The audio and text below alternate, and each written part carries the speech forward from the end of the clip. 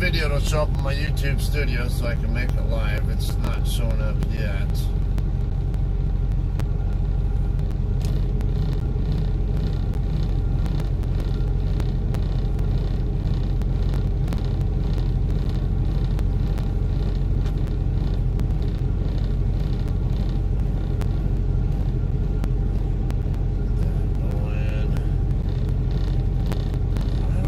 Streamlabs doing this to me.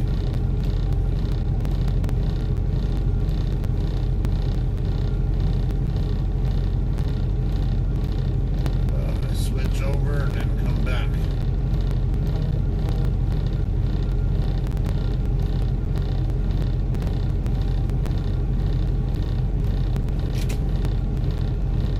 I got snow all over my truck, so and with it warming up, a lot of it's falling down.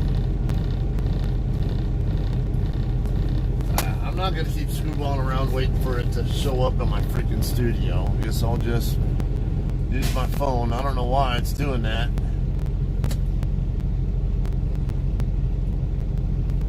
Need to get to my side panel.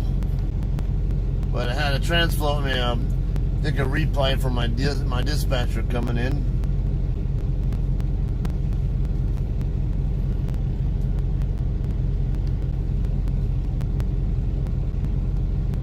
What the hell?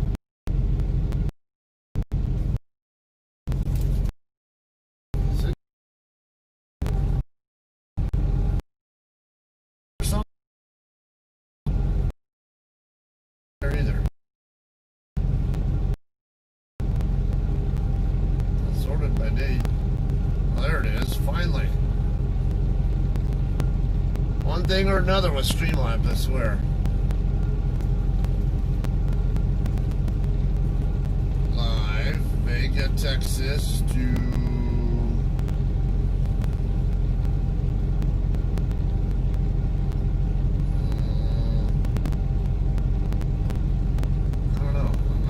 on the Oklahoma City, or I'd rather go a little further. Now we'll see.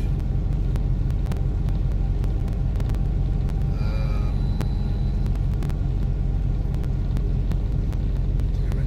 What's that other town over there? Yeah, I'll just do Oklahoma City for now.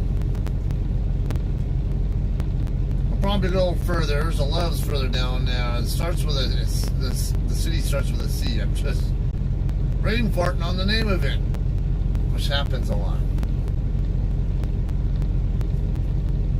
And the reason it happens because I tend to get other cities that start with the same letter, like crowded in my head and like overwhelming the one that I want to come up with. It's like I'm thinking like Chickasha or Chakota, but I know it's not Chakota. It's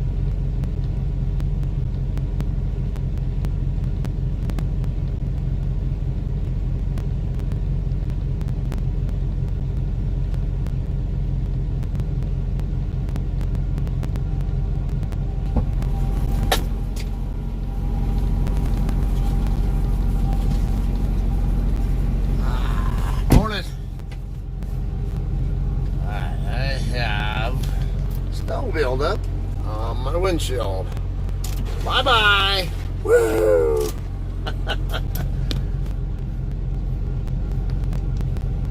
Yeah, it was an okay shape here when I got here last night, but I snowed overnight.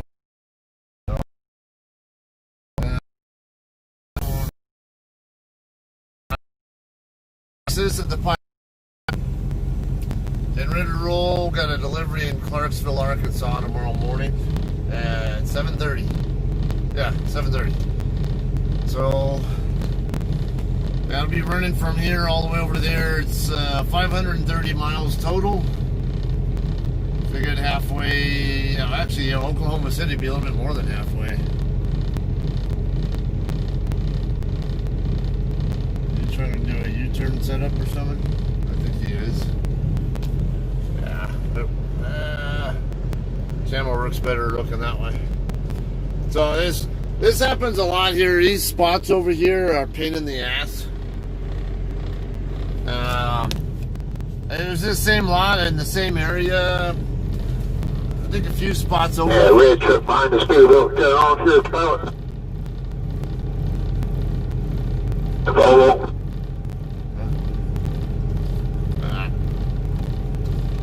Anyway, I was here, I don't know, probably about a year or so ago. I came here. I was parked about, I don't know, 3 or 4 spots where I'm at right now. And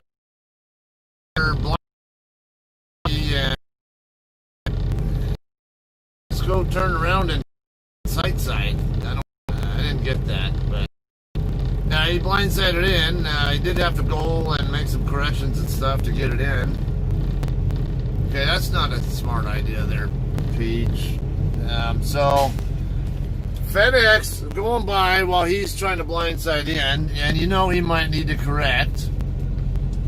Bad idea. Just be patient and wait. No, he's got someone in the passenger seat. What the hell is he taking so long for?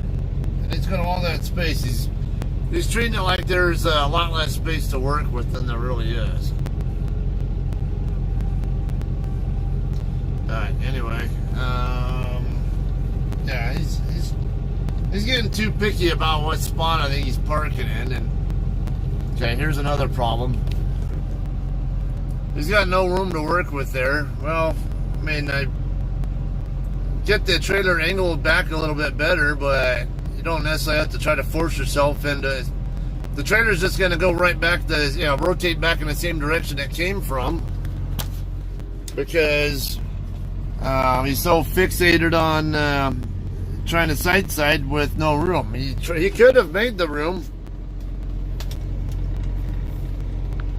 Yeah, he could have made the room, but he's making that back end a hell of a lot more difficult than it really needs to be. Like I said, there's nobody at all parked over there. Between me and the very last spot down there, there's probably at least a good probably a dozen spots over there. And about halfway through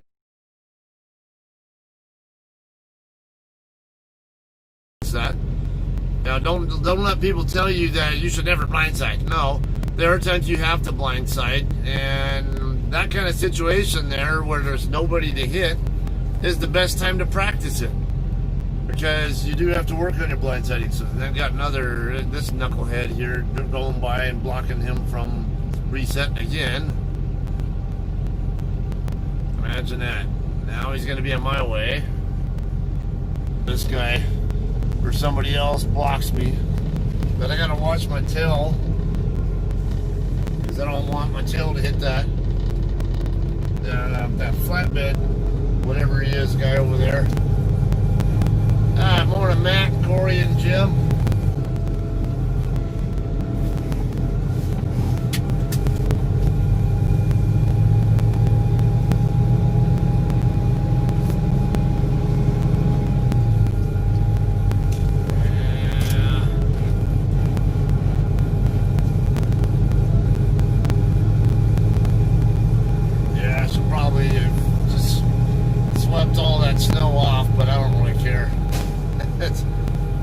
Snow up here on the bottom of my windshield that basically fell down. Ooh, another. Yeah, I'm gonna back up. I don't want to get hit. I don't want snowplow spraying all that mud all over me. Still got hit with some.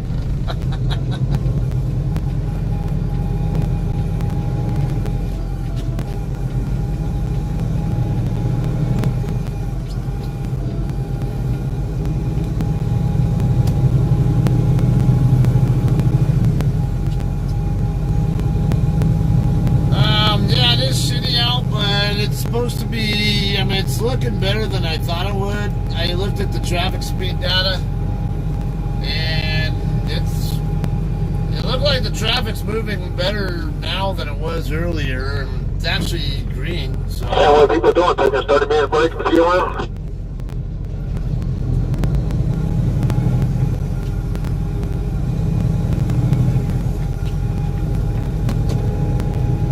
Yeah, because I can't figure out how to back into those numerous spots that are open.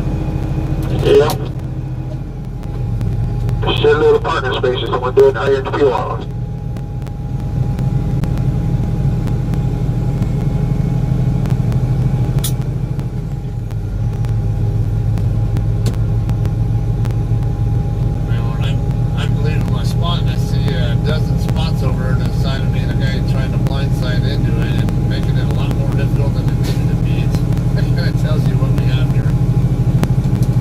I'm just trying to leave. I can't come away because they're coming in, so I'm trying to get to the fuel spot, get 3 out, and I can't get none.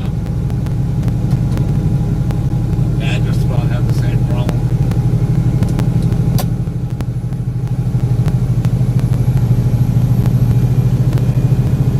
Alright, I'm going to be making a lot of use of my windshield washer fluid today, I believe. I'm pretty sure this is going to dirty up my windshield frequently today. Need to get my headlights on. Remember, all states, if you have to have your wipers on, you have to have your headlights on as well. It's a law. I did a little over 700 miles on the last shift. A lot more than I expected. Yeah, go!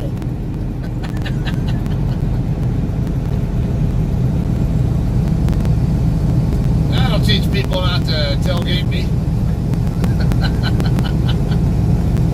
Ah, got some more. I think someone. Yeah, there it goes.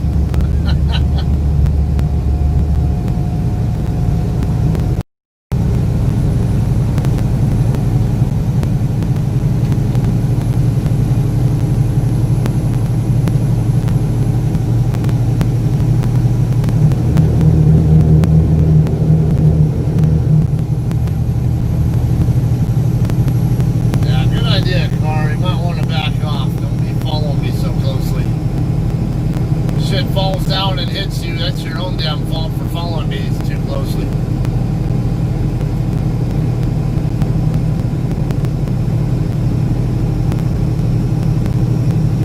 I have little icicles hanging down from my visor.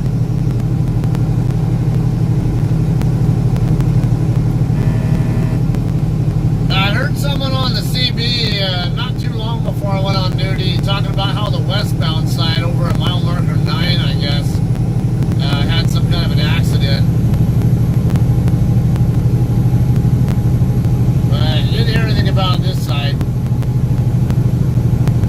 Eastbound now, heading toward Amarillo from Vega, Texas. And I said my load is going to Clarksville, Arkansas, which is about 85 miles into Arkansas.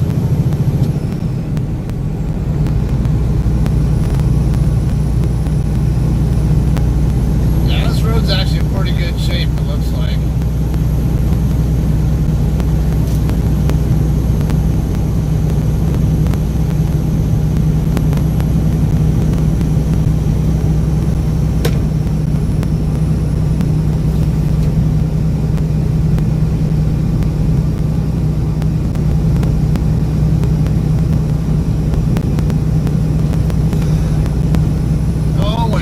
Dodgers! Yeah! Finally World Series champs again.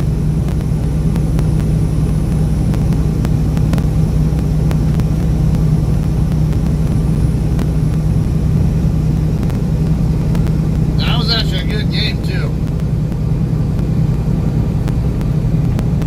It's funny, Charlie Steiner and Rick Monday, the radio announcers for the Dodgers, they had the same thought of evidently that I had. Like, God, somebody get this the starting pitcher out of the game so we can actually do something. I mean, my hat's off to that Rays pitcher. Damn, I forget his name now, but that guy's a freaking stud. 9 strikeouts in 4 innings. Didn't walk anybody. Dodgers couldn't score anything off of him. I think he only got on base like once or twice. But yeah, a couple times. We got here, blue, the 35-91.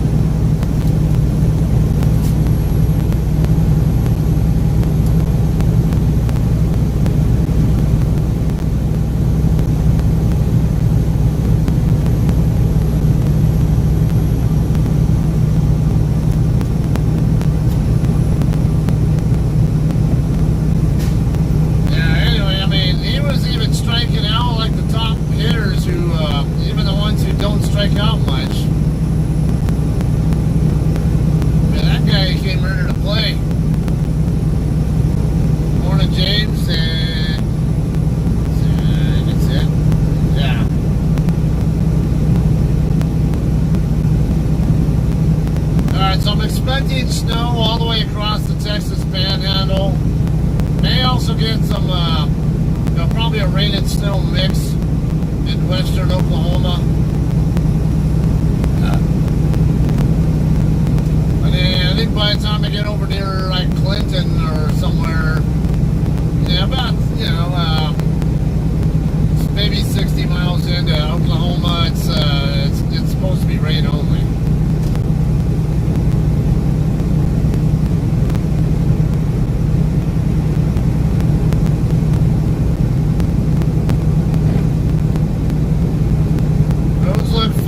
But I mean, they're a little wet, but it looks fine. Got 31 degrees.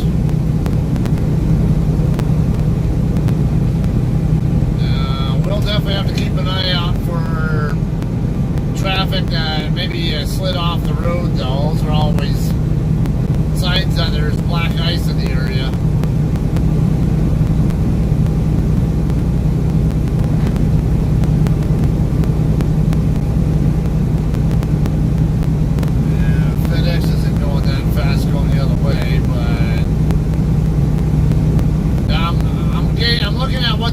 Trucks going the other direction are doing. They don't look like they're going full speed. They might be going, I don't know, 50 or something.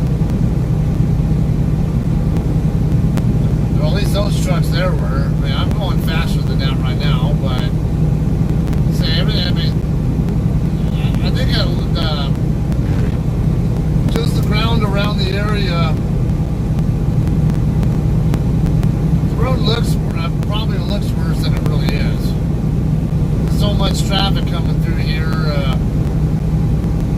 Yeah, and I'm not really gaining on any of the other traffic up there. It was just that one vehicle with the travel trailer. Morning, Carl.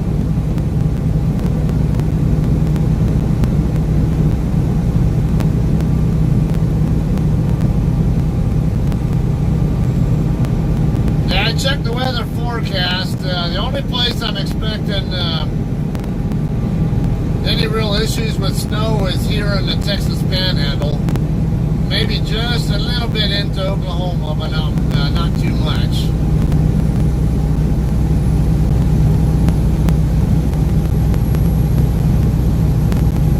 It's supposed to be rain once I get a little bit into Oklahoma.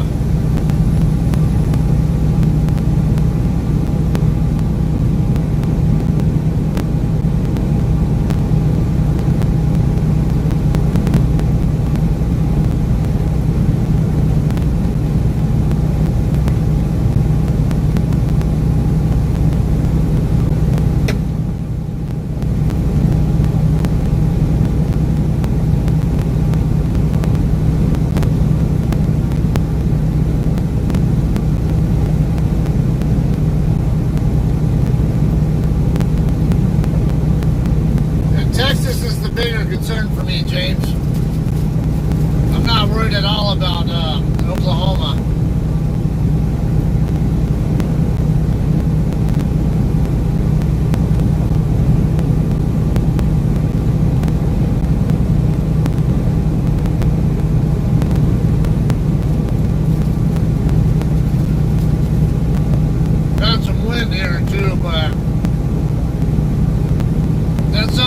forecast I was looking at, then again, mostly teens to, maybe mid-teens kind of winds at most. Not going to get really any stronger than that, though.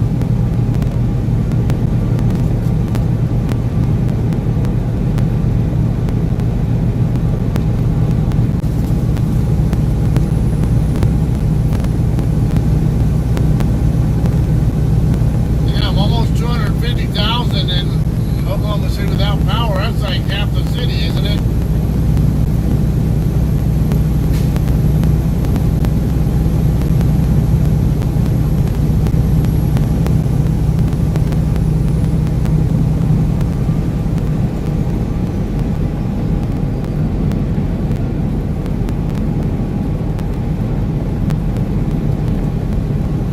Left lane closed, merge right.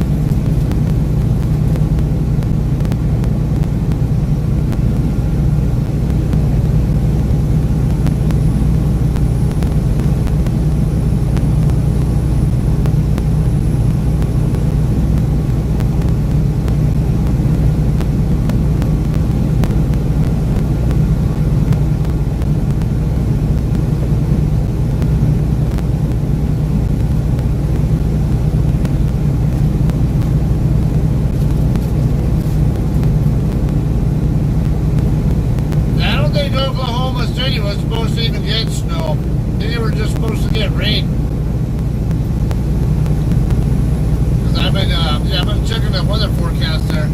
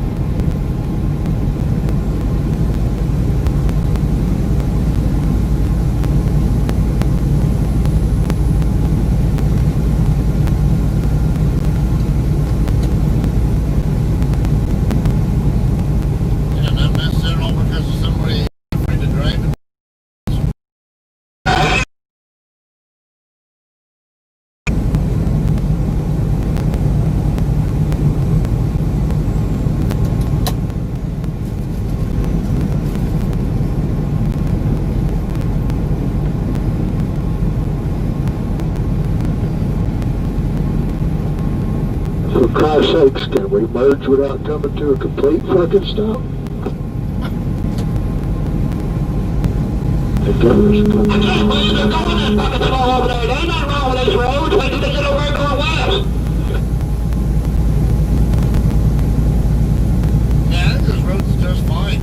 Yeah, I saw someone doing about 30 or so across that bridge earlier. I think that's what was causing all that.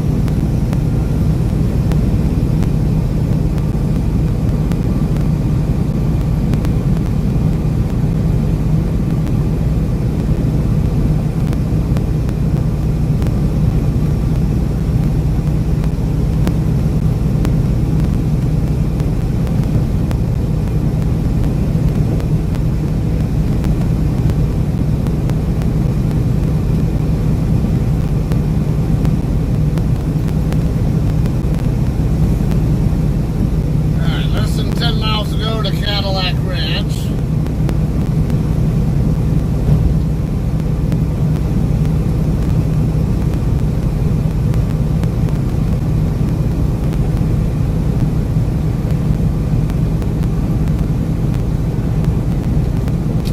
Man, that is a lot of westbound trucks. Eastbound perfect, not much going on here, and I like it that way.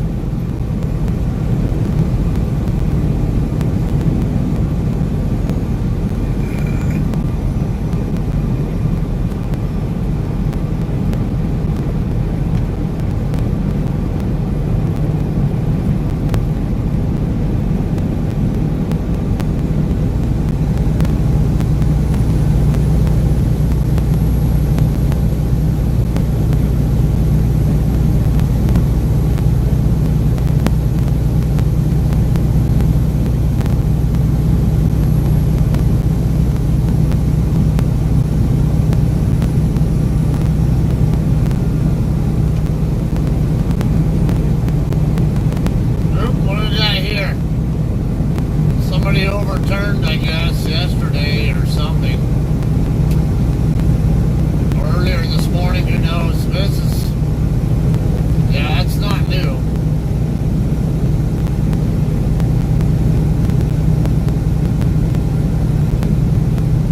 Trailer seems to be missing its power unit.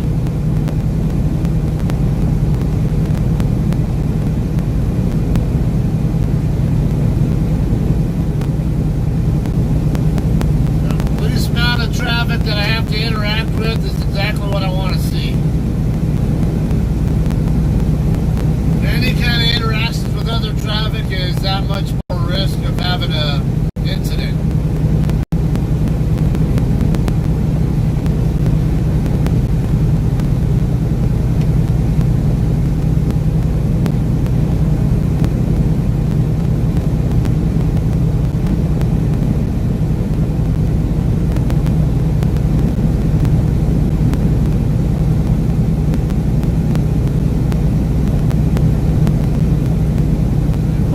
Exit coming up next, FM 2381, 2381, or my bad, RM 2381. Come on, driver, which lane you gonna be in, the right or the left?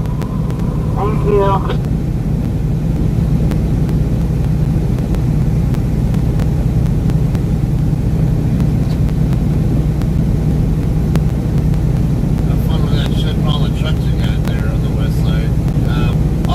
Somebody say something about an accident at the 9-mile marker on the westbound side. I want to watch for that.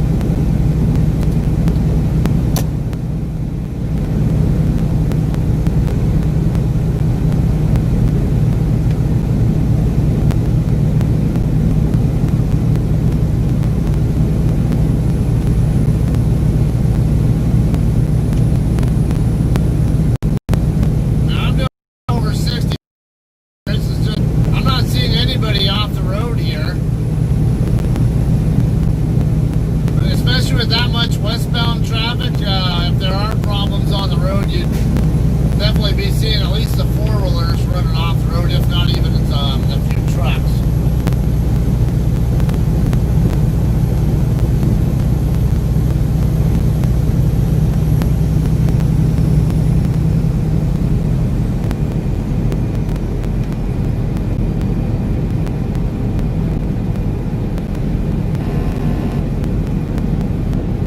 Damn, 7 days a week until New Year's? Because the holiday shopping season, I take it?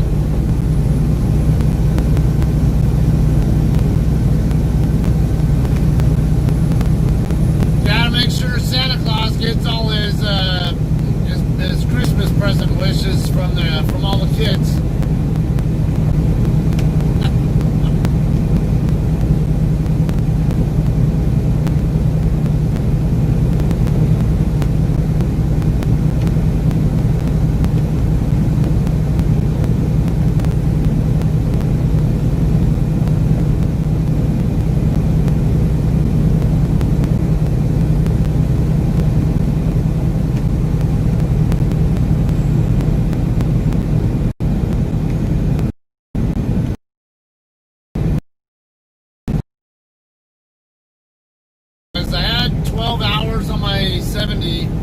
started my shift, 12 something, and I only get an hour and change back tonight.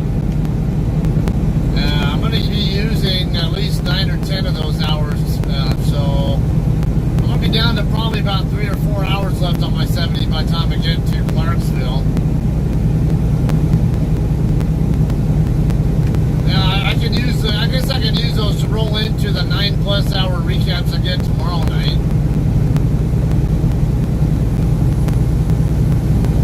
So it's not. I guess it's not too bad.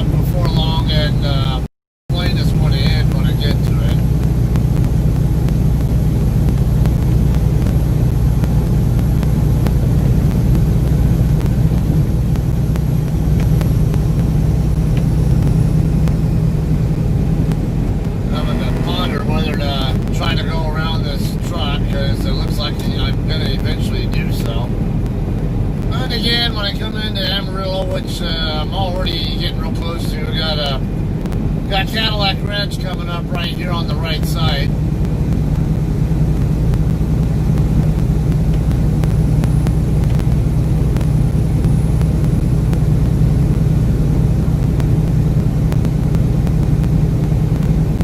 And yeah, once again, finally over 60 miles per hour for the first time tonight.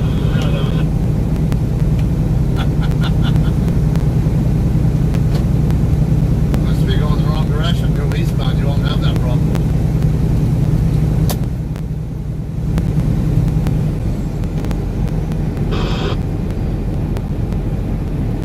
I still see where the parking lot is.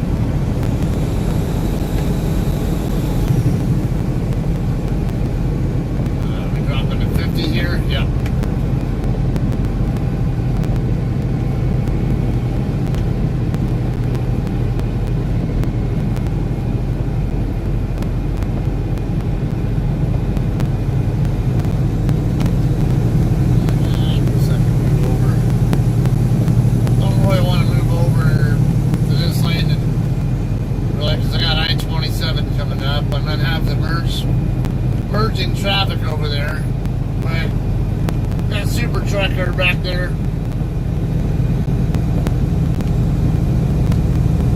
I don't need to be getting pressured into driving the speed I don't want to be driving. Even in dry conditions, I'd be doing this same speed I'm at right now because that's what the speed limit is. And I don't need to hurry.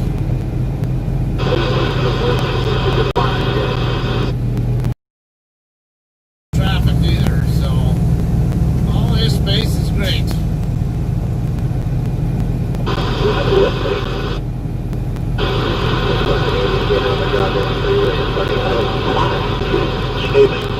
I just come out of the line gate.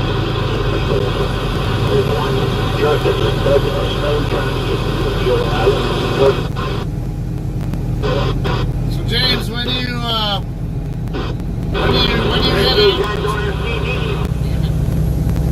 head out to the Salem or Portland or wherever you're going to,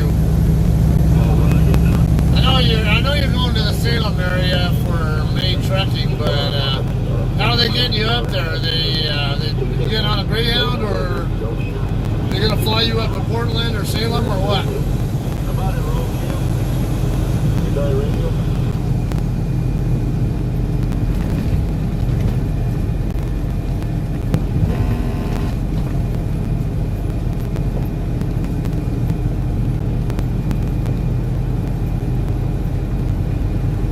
Leave Saturday. Amarillo puts cool right on the highway. Now there are plows working out here. Which way you heading? Head westbound. Yeah, you got heavy traffic on your side, but otherwise roads are in good shape. I started in Vega. Yeah, for past that, making sure you have a good one. That's bad going down to 287. Three wrecks on 287.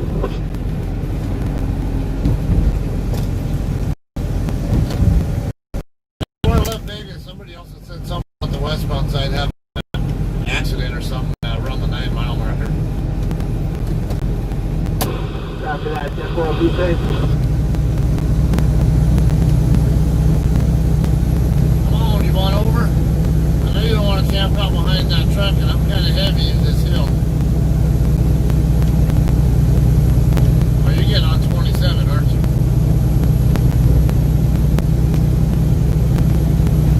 Yeah, I bet that's what's going on. He doesn't want to pass because he's probably getting on, probably going to get on 27 in a few.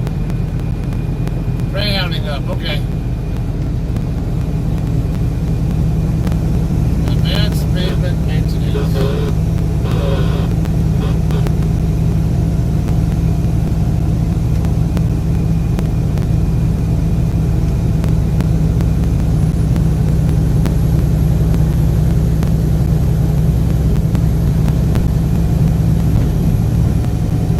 Ooh, I can get back to 60. Yay!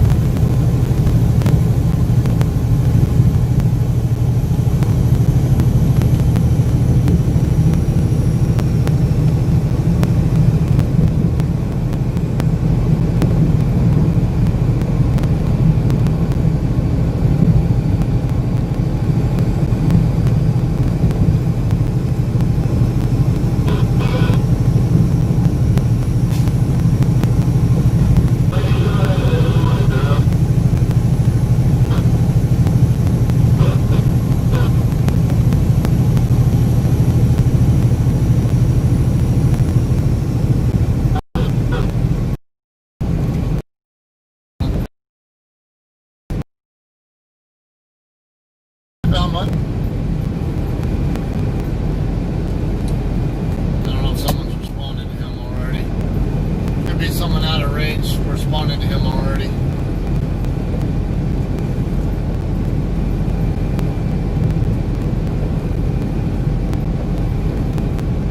Damn, what was that? Was that styrofoam or a piece of ice that flew off that car? It was a pretty big chunk of it was.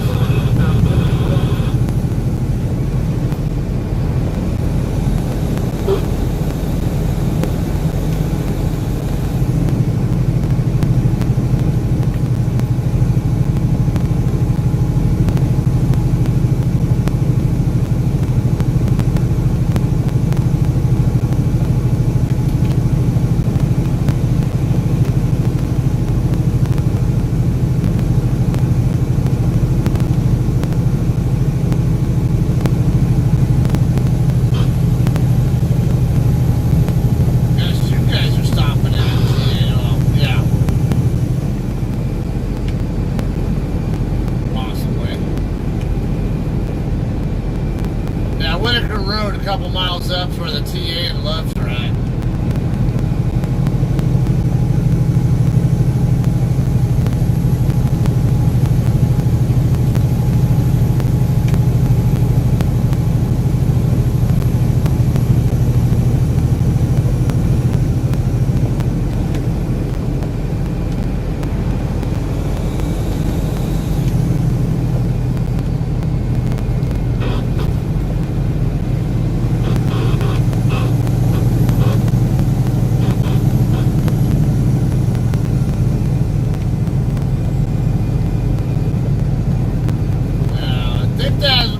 Still exiting only on the Whitaker, so I'm gonna stay here for now.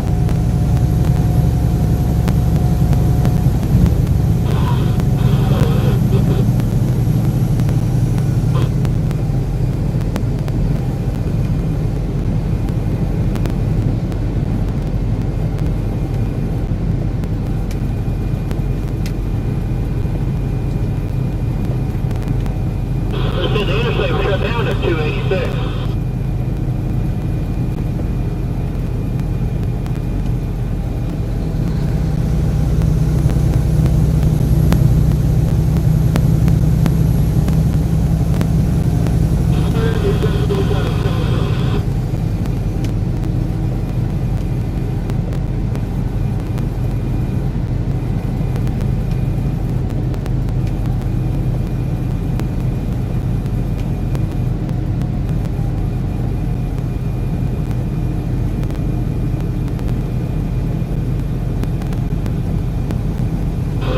Couple of them already.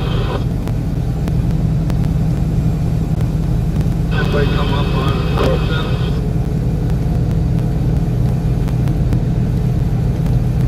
Do you don't know good? Do you don't know good? Somebody said our party was shitty. That's what I've been on it 3 days. In New Mexico at exit 286. It's hot coming. Yeah, that's where you go, driver. 286. Ain't no 286 in Texas on it. 40. I thought I was just giving you that bullshit. That motherfucker is the snowman's balls. The 286 in New Mexico is shut down. It's shut down before that too, from what I hear. Yes. Yeah, it's just east of Santa Rosa. Yeah, there are two can carry to Santa Rosa. They're going to get off at 76.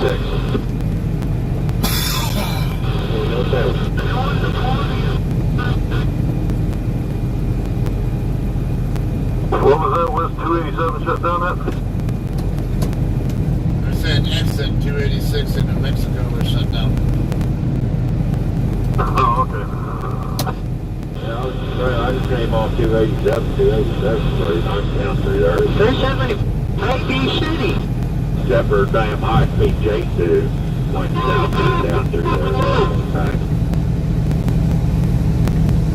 I appreciate that information.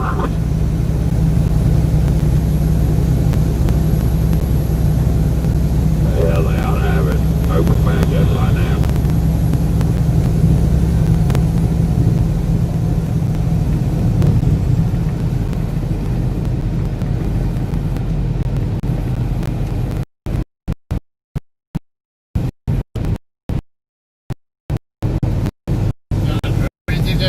idea to pass me right now in this kind of a zone. Not like I'm not driving the speed limit already either. Yes.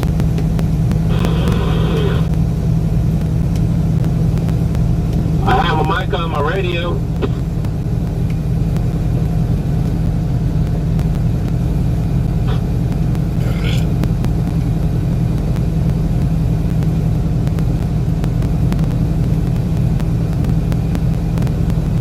Bradley, we're getting access at 74.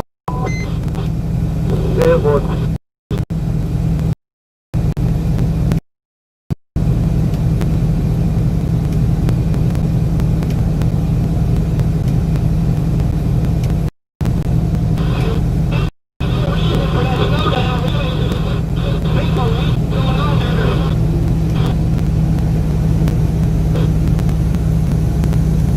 Somebody else can play with this Florida fucker. My ass is out of here.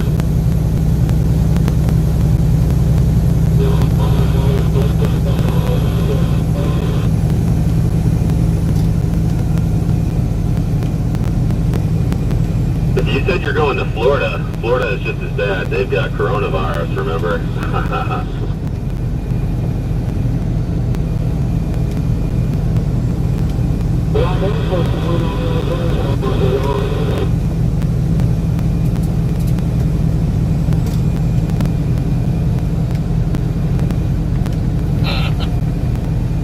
Yeah, I can do that when I have to again.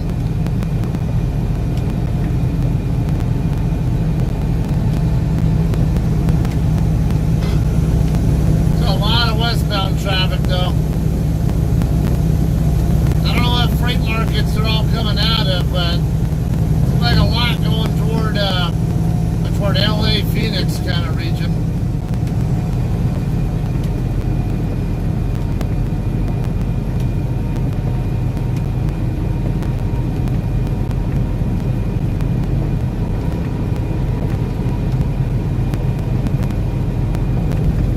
God damn it, Luke. Keep up with the group.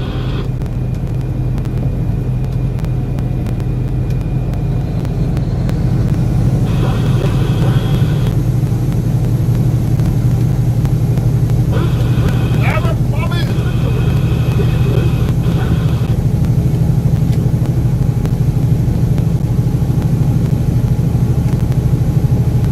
That's what they're saying now.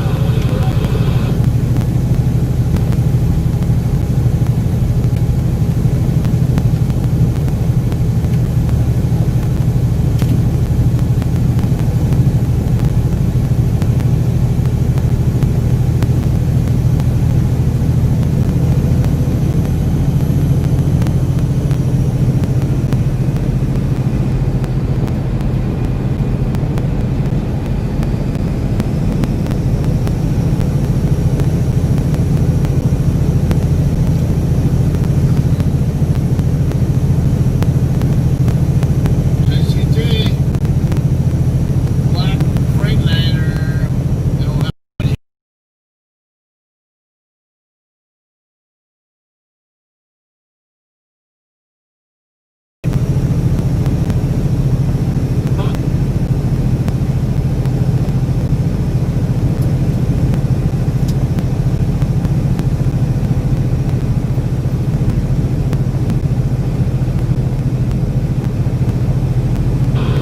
There's 82 westbound.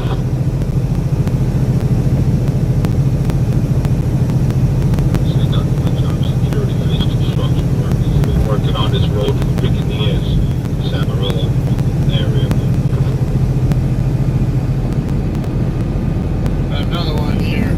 And they still ain't 3978 Charlie. These guys holding one shovel. Somebody's gonna clear it. They gonna get this get them retired right here.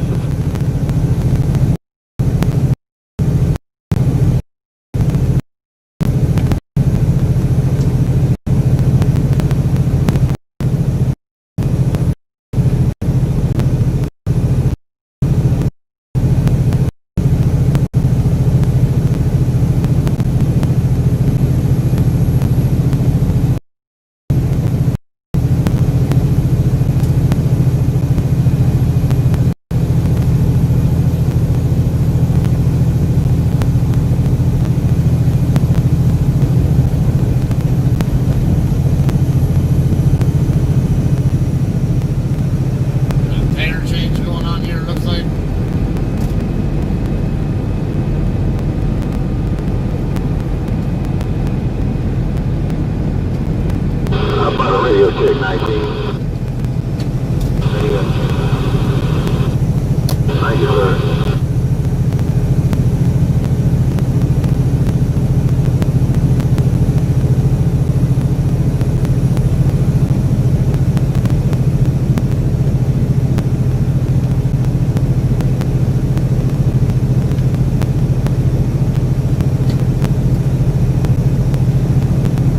Westbound, you guys gonna have like 20 miles or so worth of problems. Road's fine, it's just construction and too much of you guys over there. And what bound market that driver? You're gonna slow down and run the 82, and you're not gonna clear back up completely until you're already past Cadillac Ranch. Damn, boy. Well, you looking pretty good back that way. It's just like a few tractor trailers in the middle lane. I mean, the median and right at the 90. They got a cleanup going on down there. But other than that, the roads are pretty clear going straight back to Oklahoma City. Not bad things. I started in Vega. I didn't see anything at all as far as accidents are concerned, except for an overturned trailer basically wrong way on my side. Your side looks good. I did hear something about an incident at the 9 mile marker though. So what's the snow up going through Amarillo? Is it just construction or what? You guys over there at the same time. Head forward, we appreciate that. Like you said, y'all look good going back the other way.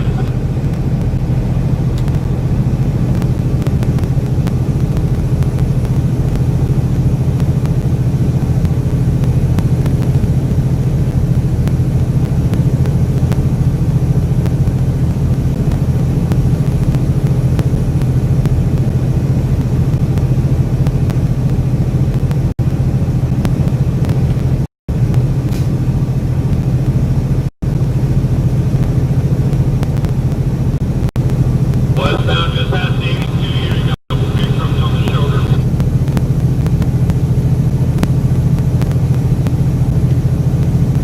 Exit 85 coming up, direct road.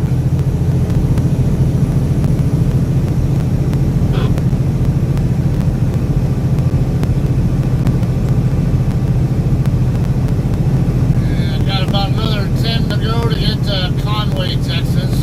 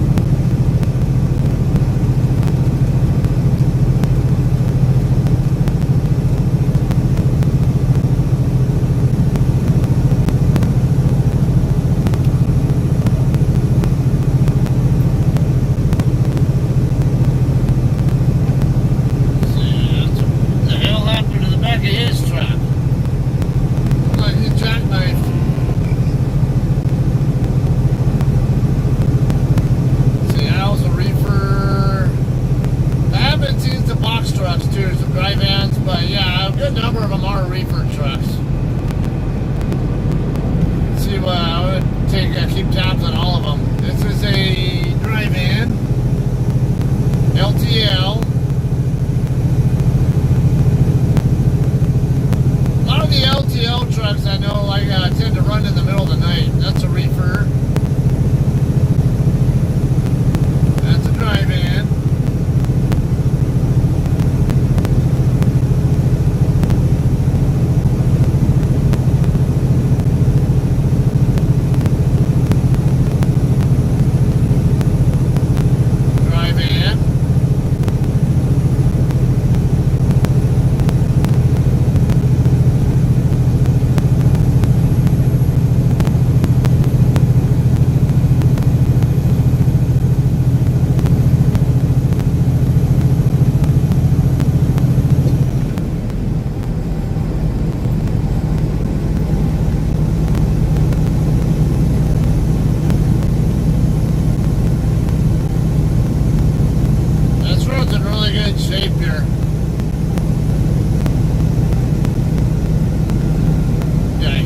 reefer, another reefer, and another reefer.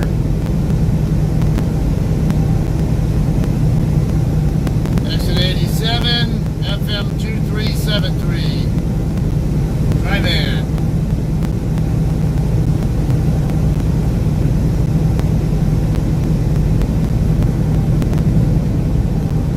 Yeah, that is something I tend to like to take note of too. That's a reefer.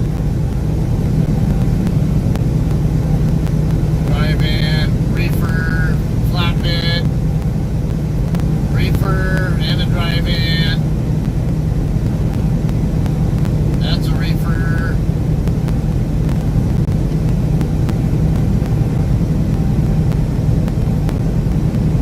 That is a reefer.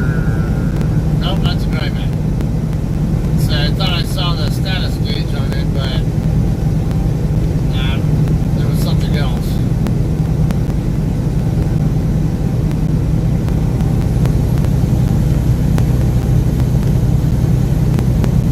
Exit 89 coming up.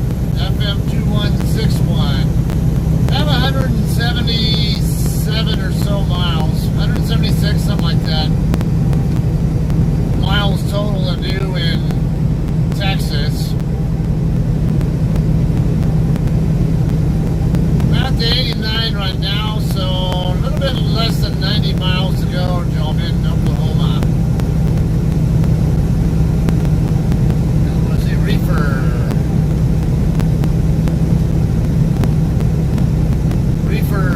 Reefer, drive-in, step deck.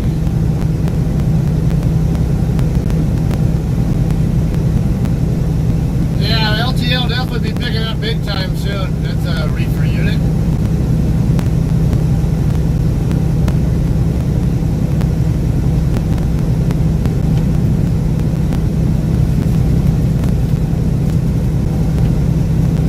Step deck.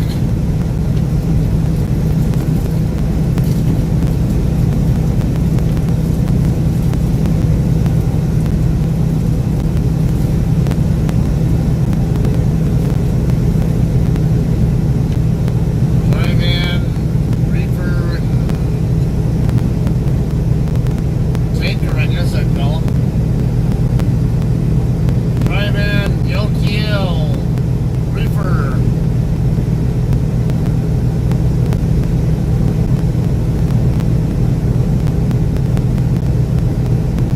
Wait, which company are you with again, Icon?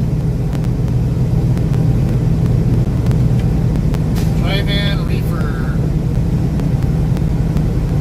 Reefer. No, that's drive-in. That's also a drive-in.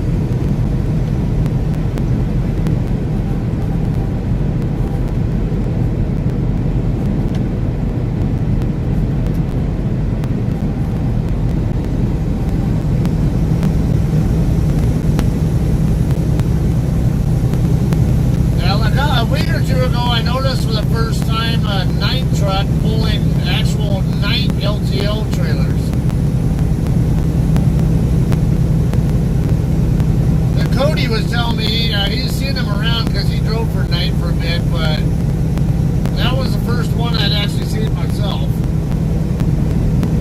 I think I've seen night pulling other companies' LTL trailers, but not never any that were their own.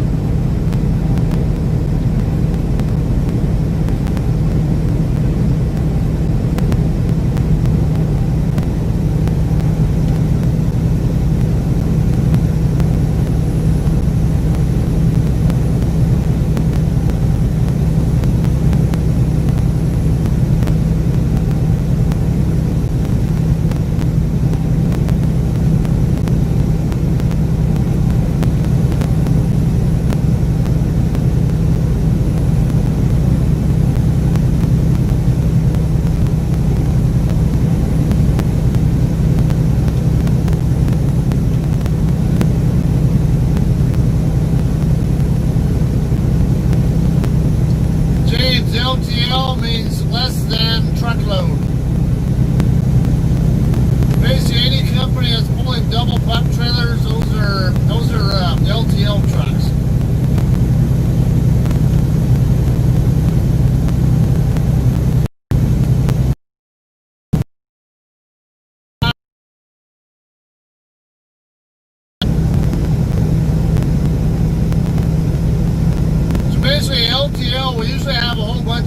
customers stuff on the same trailer. Like UPS and FedEx, those are LTL carriers. We got going on up here. Someone on the right shoulder. These guys, oh no, it's a slower truck. So it seems like everybody's moving left for just suddenly, but yeah, it's just a slower truck.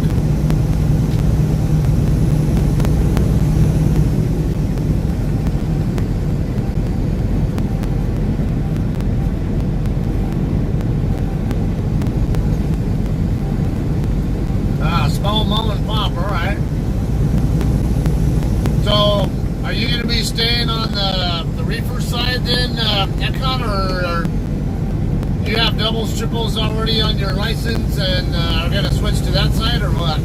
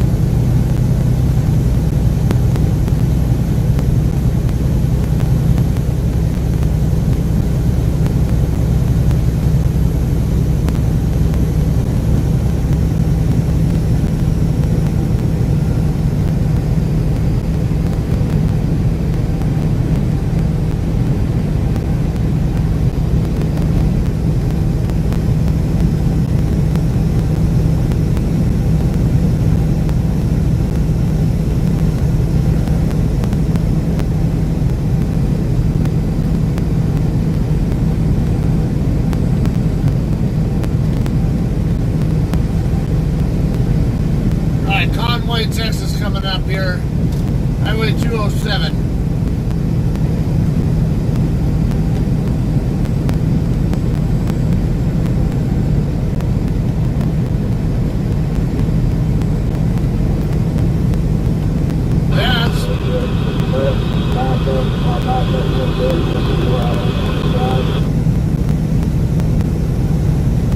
That's one good way to look at it. Whatever pays the bills, right?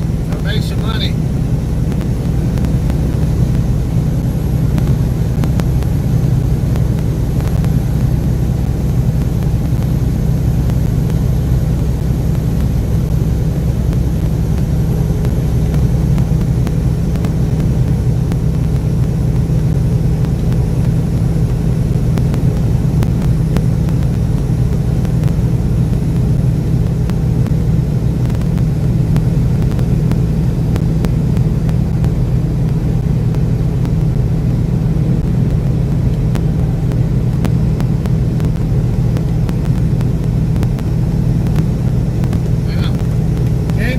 Over there, and Love's trying to get to the fuel island.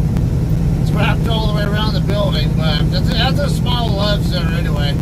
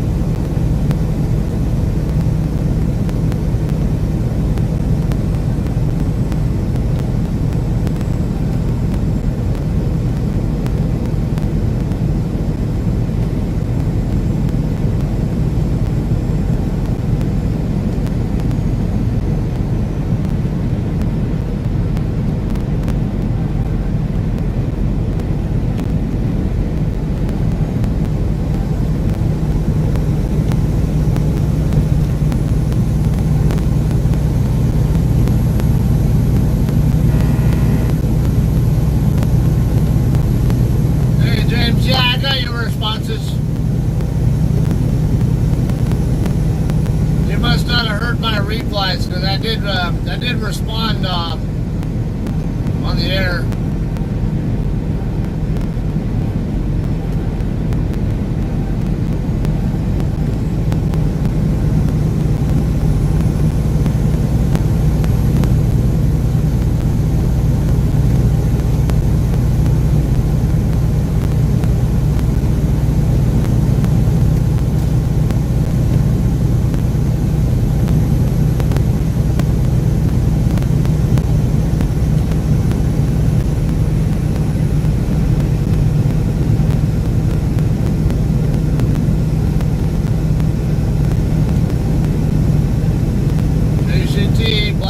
W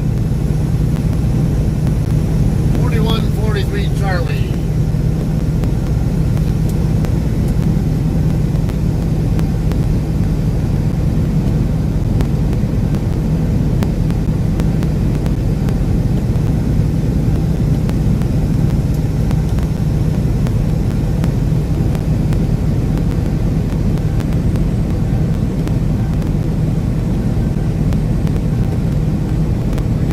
Somebody overturned in the, or is that an overturned vehicle over in between the westbound side and the service road?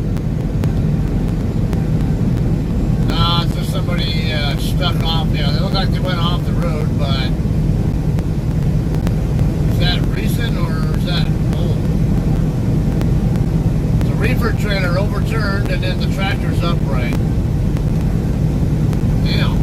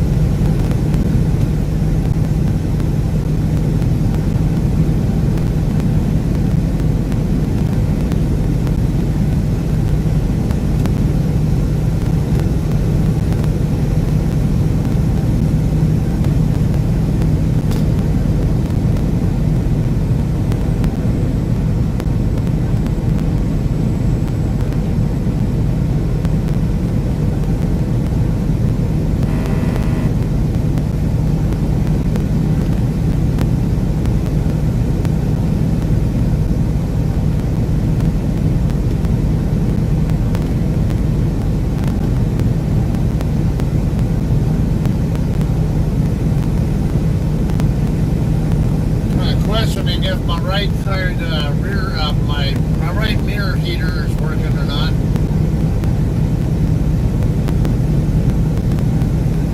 I can see it do, but I can't see it ready to do it that well because it seems like there's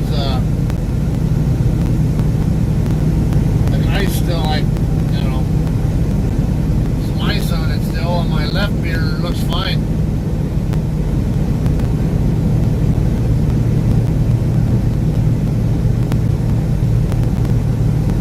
Lucy, I'm home.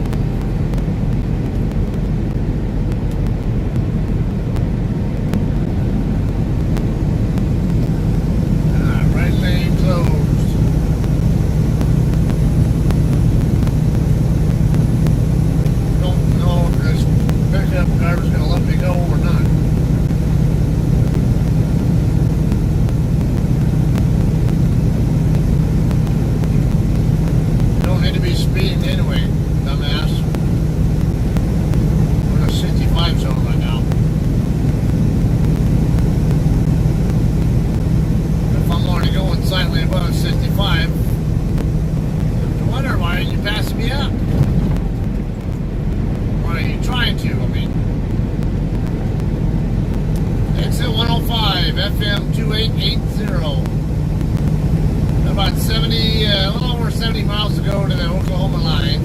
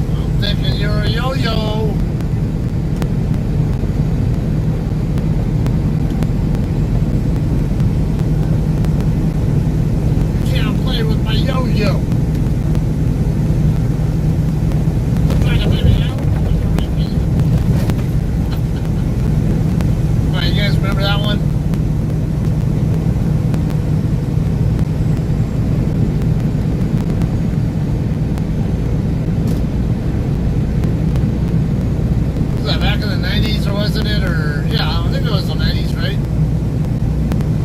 Don't try to let me know. Don't try to make me know. Hey there.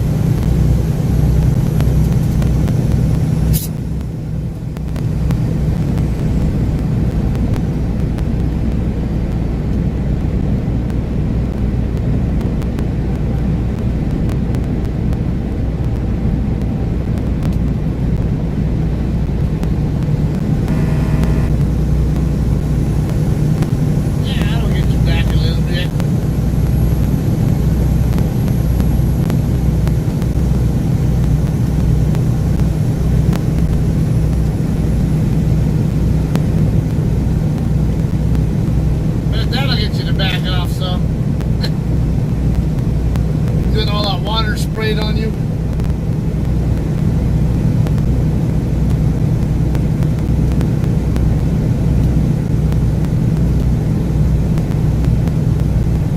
About 65 miles to go to Oklahoma. And exit 113 coming up next after the one I'm crossing over now. Next one up is FM 2300.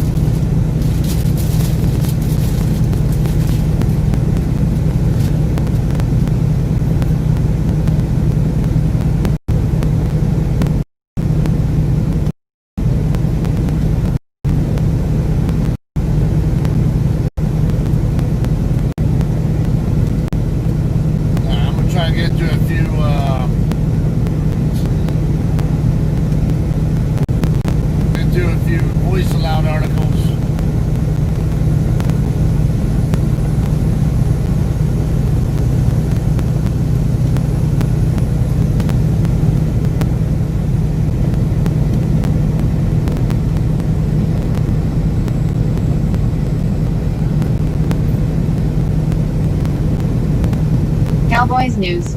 Jerry extra mad, Griffin traded, why car pulled out Garage USA Today 7 hours ago. Cowboys owner Jerry Jones did his weekly radio show on 105.3 The Fan on Tuesday, and his frustration boiled over to the point of telling the host to "shut up and let me answer" when asked about whether or not the team had a leadership void. Defensive end Everson Griffin was acquired just before the season to boost the Cowboys' pass rush, but after the subpar play he showed in the first 7 games, he was traded Tuesday to the Detroit Lions for draft compensation. Despite having the worst defense in the league in terms of rushing yards and points allowed, Executive VP Stephen Jones feels the Cowboys are going in the right direction under head coach Mike McCarthy. Cornerback Brandon Carr was released on October 6 after being brought back just before the season to help bolster the secondary, and it appears not vibing with defensive backs coach Maurice Linguist was the reason why. Embracing a youth movement, the Cowboys' biggest concern going forward, and whether or not they'll win another game in 2020, and more are covered in the news and notes. Jerry Jones' frustration boils over, "Shut up and let me answer," he tells radio host Cowboys Wire. Cowboys owner Jerry Jones did his weekly radio show on 105.3 The Fan on Tuesday, and his frustration reached extreme levels with host Sham Sharif and RJ Chappie. Cowboys trade Griffin to Lions, here's the draft and financial impact. Cowboys Wire. Defensive end Everson Griffin was one of the Cowboys' offseason moves that were supposed to help them contend in 2020. After just 2.5 sacks in 7 games, the Cowboys have traded him to the Detroit Lions, and Cowboys Wire's KD Drummond breaks down the effects it. Cowboys 2021 cap space and draft update after Griffin trade, why more moves may be needed. Cowboys Wire. A deeper dive into the Cowboys' financial forecast following Griffin's exodus, and how the draft, Dak Prescott's status and the plummeting salary cap are all intertwined. Report. Brandon Carr was cut by Cowboys, after not jiving, with defensive backs coach Maurice Linguist blogging the boys. Veteran cornerback Brandon Carr was added to the Cowboys practice squad just before the start of the 2020 season. After being released on October 6, reports have surfaced that the cause of it was a disconnect between himself and defensive backs coach Maurice Linguist. Time for the Dallas Cowboys to embrace a youth movement inside the Star. John Williams of Inside the Star breaks down how rookies Bradley Anae, Reggie Robinson, Neville Gallimore, and more should be thrown into the fire with the Cowboys' struggles in 2020. Cowboys should use time, assets wisely in preparing for future. Cowboys Wire. Cowboys Wire's own Ben Grimaldi breaks down who the Cowboys should trade, playing young talent, and preparing for all situations in the 2021 NFL Draft. NFL Week 8 EPA Power Rankings. Cowboys plummet, dissecting throws behind lost. Cowboys Wire. When is passing EPA misleading? A look at QBs who spend an inordinate amount of time throwing behind the loss.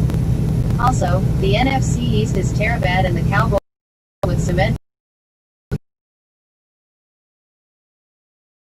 The first 6 games of the 2020 season, Randy Gregory was active this past Sunday for the first time since the 2018 playoffs. Unfortunately, he only logged 6 snaps and didn't record a single tackle. Seriously, when will the Cowboys win again in 2020? ESPN. At 2-5, the Cowboys aren't favored in any of their remaining 9 games of the 2020 season, which calls into question when their next victory will come about. Jerry Jones expecting to change some personnel. Dallas Cowboys.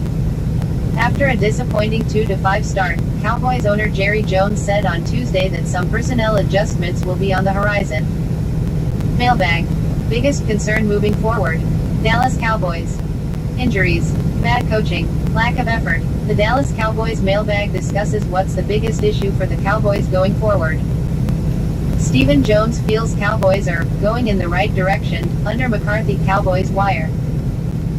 Cowboys Executive Vice President Stephen Jones doubled down on his confidence in head coach Mike McCarthy on Tuesday during his visit with 105.3 The Fan. Alrighty then.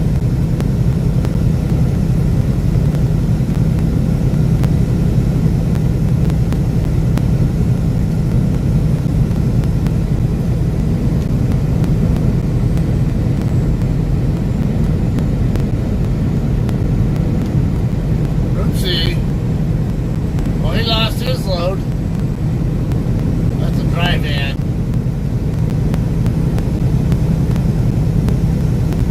Whole friggin' left side of the trailer busted open. The entire load spilled out.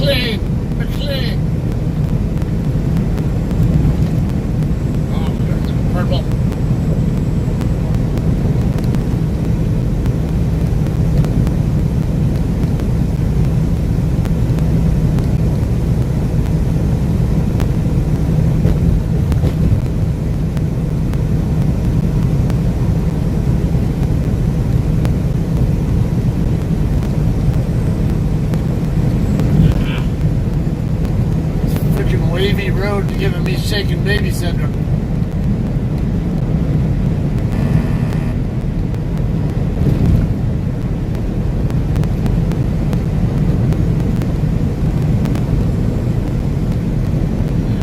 It's a little bit too close to my speed.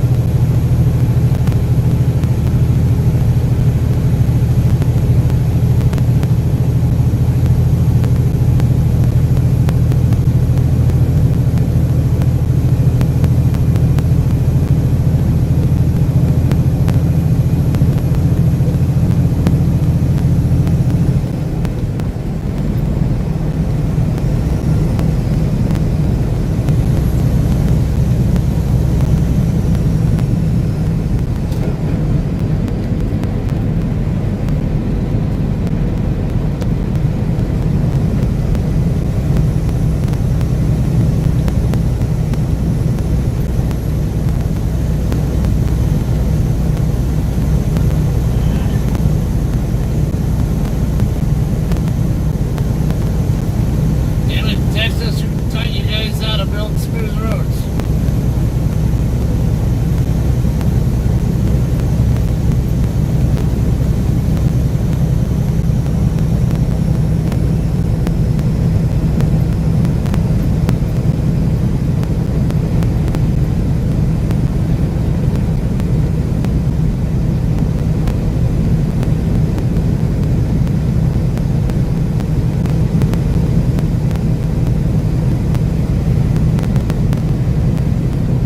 Proposed land rezoning for truck stop receives backlash from local residents. By Sierra Alley. October 23, 2020. Residents in Park City, Kansas voiced their opinions earlier this week in opposition to a truck stop being built in their neighborhood. Approximately 30 people attended the Park City Planning Commission meeting on Monday to urge the city to halt the proposed rezoning of land for a new truck stop. I'm at the Park City Commission meeting. It's considering a zoning change where a developer wants to put in a truck stop. Dozens of nearby residents are here to speak. Each will be given 5 minutes. Hashtag cockinewspic.twitter.com/fees4h3a50. Eli Higgins Cake at Elithidibigay, October 20, 2020. A representative of the landowner has requested a change in zoning from commercial to industrial. Rezoning is the first of many steps in the process of development for the truck stop to be built. The proposed section of land is near 85th and Broadway. Residents were concerned about the noise and light pollution that a truck stop could bring to their neighborhood. They also argued that a truck stop could increase potential crime. The neighborhood association is not opposed to truck stops but is opposed to the actual rezoning of the land right next to our housing addition, and a building of a truck stop at that location or a truck stop being built next to any housing addition for that matter, said Charlie Davidson to local news station KWCH-12, on behalf of the Saddlebrook Neighborhood Association. After hours of comments from residents, the Park City Planning Commission voted to postpone voting on the decision until Monday, October 26, at 7 p.m. Sierra Alley. Article. I think I'd be more concerned as a trucker about the people living in the neighborhood breaking into my truck or something than I'd be about people in the neighborhood having to worry about truckers. That's just stupid. Not to say we don't have our share of dirtbags out here, but ain't much of what we have. It's just people are too lazy or another slot.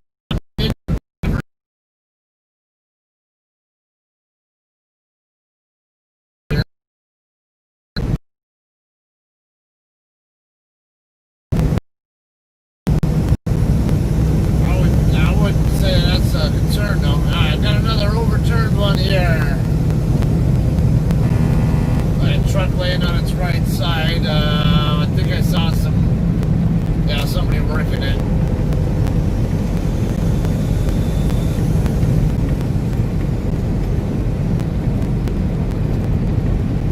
I text him telling. No, there's another one. Damn it, dude. I backed off already for you. Not behind. Holy shit.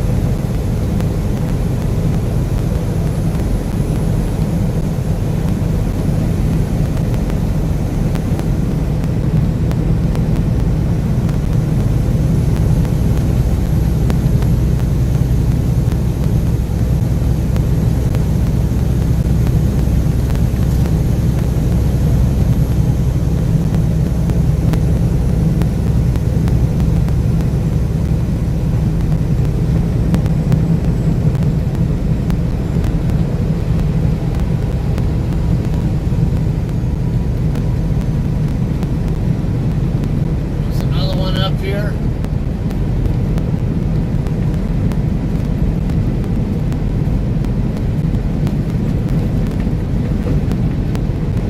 No, it's just some bushes.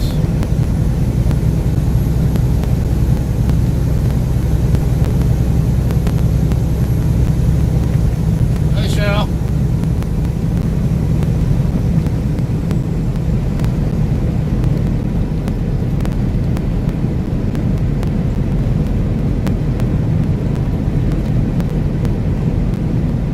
So, Icon, do you usually do local or regional or what?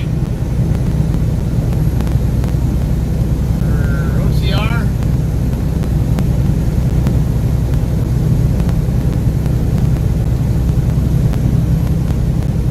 Damn it, you freaking pickup.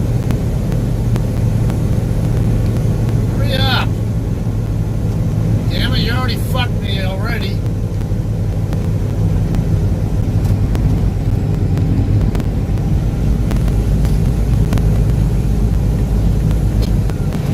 Should have just been an asshole cutting you off anyway.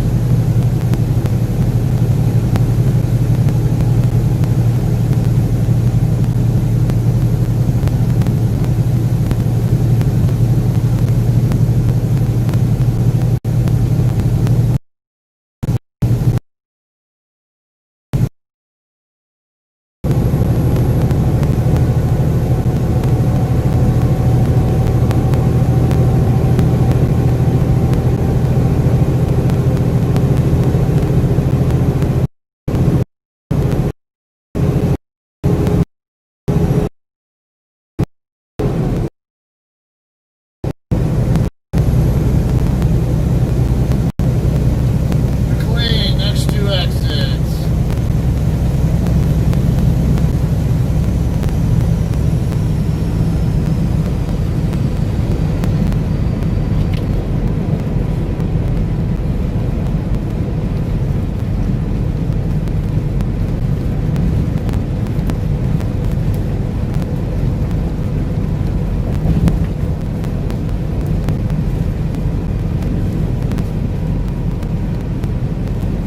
Alright, now I got that utility truck in front of me again.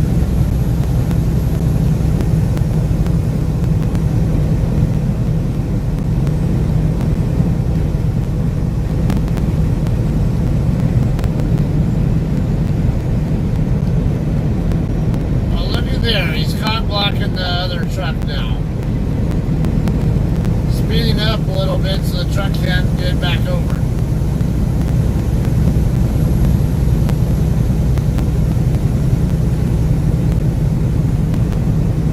Oh, got another one over here. Overturned trailer. I don't see a power unit with it though. It's a reefer trailer.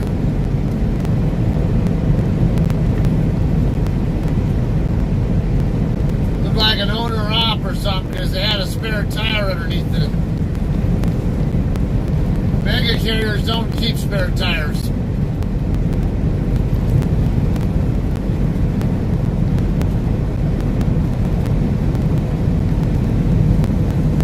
They only go about 1,000 miles away from home. Okay, that's not very far.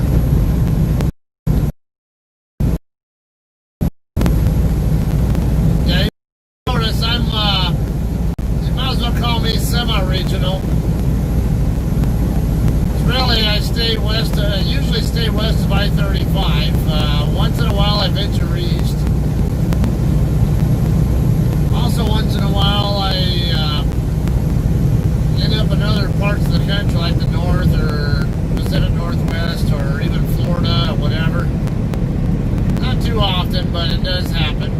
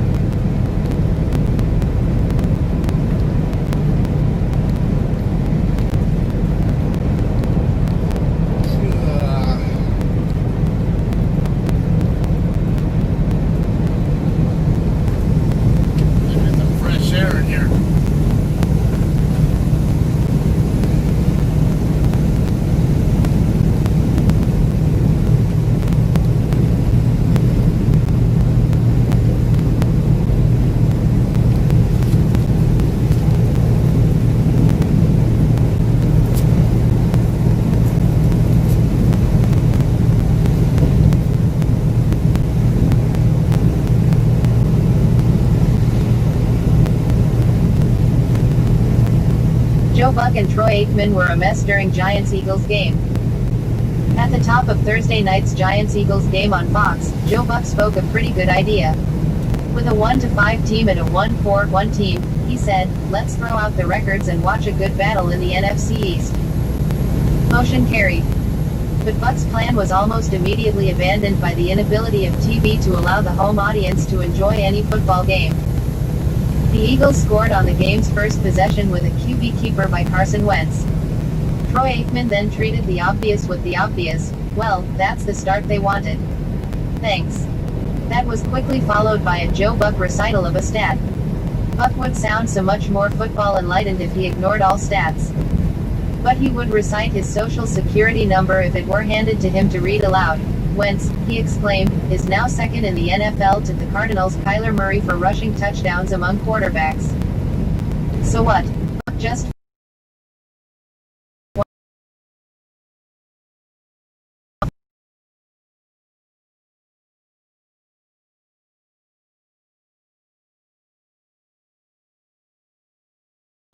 Later, Aikman seemed to nominate struggling second-year Giants QB Daniel Jones for early admission to the Hall of Fame. If you give Jones time and his receivers get open, he's as good as anyone in the league. Late in the first half, the Giants were primed to receive a punt at midfield. There was 1:06 left, the Eagles 4th and 6 from their 13. The clock was running, the Giants viciously called a timeout. Aikman, well, the Giants just burned a timeout. See also. Joe Buck, Fox will find out the culprit behind flyover leak controversy. Fox is investigating who leaked a clip of NFL broadcasters. Moments later he said, the Giants will now get another chance at this thing before the end of the half. So much for burning a timeout. This is how it went. Pretty much the way it always goes. Fox even had Alex Rodriguez on its NFL pregame show, as if his appearances on Fox's awful World Series pregame show would draw added thousands rather than discourage them from watching. Why do some publicly react to internet trolls? Even when I was a kid, I couldn't figure why small KKK demonstrations drew protesters. Totally ignoring the Klan would have frustrated and disarmed them, leaving them to perform in an empty arena. Bye. And yet we now regularly see and hear public figures publicly sharing their victimization by a few lowlifes, or by a singular lowlife. No modern society is free from those given to cruelly but cowardly hiding behind and within social media. Last week ESPN sideline reporter Molly McGrath, who is visibly pregnant, went public with a singular tweet from a techno-vandal who ridiculed her appearance. Instead of ignoring such a stupid missive, she launched a long, soulful self-defense and a solemn treatise on expected motherhood on Instagram, as if this one poster represents thousands of like-minded morons. Molly McGrath Getty Images. In other words, she took the bait. We now see and hear this a lot, celebrities posting tweets attacking their race, religion, politics, family, appearance, whatever a lowlife with time on his or her hands can do. They seem to relish such attention-grabbing victimization rather than dismiss it. Why share such garbage with the public? I don't know. I've received more than a few anti-Semitic emails. And I recognize that they're far easier to send than traditional letters, which take effort and postage. But I've never chosen to share them, as I know they've been sent by a creep.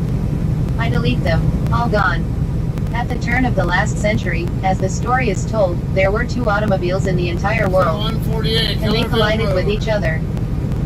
This past Sunday, the Eagles and the NFL allowed a very limited number of fans to attend the Ravens-Eagles game, and thus it was easy for supporters of both teams to find one another. There was a drunken brawl in the stands, with lots of swinging room for those eager to slug it out in defense of their teams. The Eagles were the first NFL team to install a police booking station and jail within their stadium. Drunk and disorderly arrests became that numerous. And those wearing the jerseys of visiting teams were, and likely still are, the targets for assault. See also. Eagles fans fight in stands during first game back. A fight broke out in the stands as the Eagles. Other in-stadium drunk tanks and booking depots followed. What has Roger Goodell done about this? At $10 for a cheap beer, nothing. TV shows just the show-offs. You think it was a mere oversight that Fox promos throughout the NLCS chose to star the Braves' Ronald Acuna as opposed to Freddie Freeman. Both played 7 games. Acuna hit .167, but acted as if he had hit .360. Freeman hit .360, but acted as if he had hit .167. Acuna is an all-about-me, posing show-off while Freeman plays the star. See also, Evan Roberts wasn't WFAN's first choice as Craig Carden's partner, while Evan Roberts is in line to be Craig Carden's. So a struggling businessman left financially devastated by the COVID crisis, as seen and heard in a Joe Biden campaign ad, is actually a wealthy man in no immediate financial distress. That reminds me of a PGA Tour image ad, one in which Craig Stadler, never known for his cheery disposition, is seen escorting 2 underprivileged children to the San Diego Zoo. Turned out those kids belonged to a PGA executive, as this column years ago revealed. Game 2 of the World Series, Rays 6, Dodgers 4-12 pitchers, 22 strikeouts despite the DH, 5 home runs, time of game 3:40. With an 8:10 Eastern Time start on a Wednesday night, half the country knew before it began that they'd never make it to the end. But it's only the World Series. Craig Carden returning to WFAN. Very likely, very soon.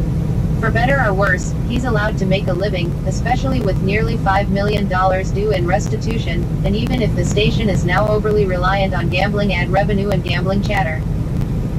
If he's hired, we'll see how Carden and WFAN work that out, but he's unlikely to repudiate what the station's advertisers sell.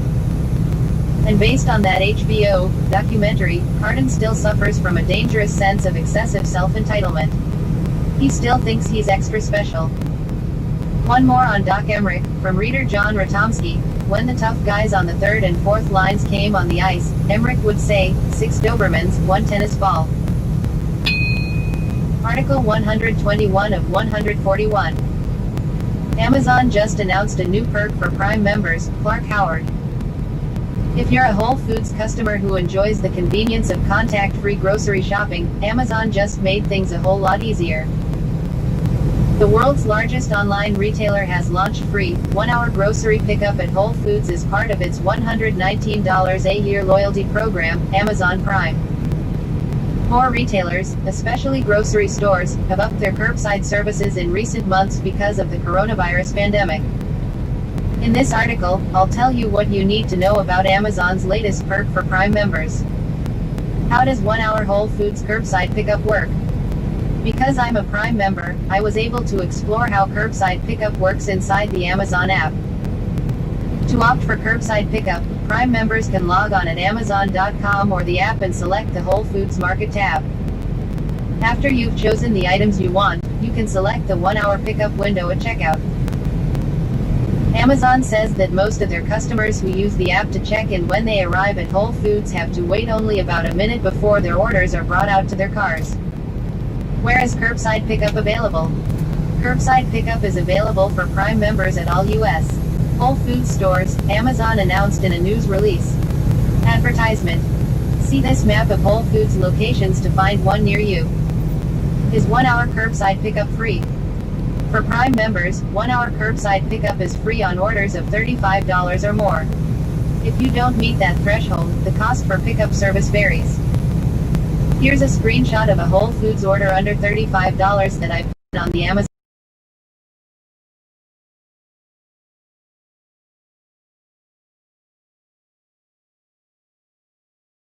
But if you don't plan on spending $35 or more, you may choose to avoid the curbside pickup fee and go inside the store.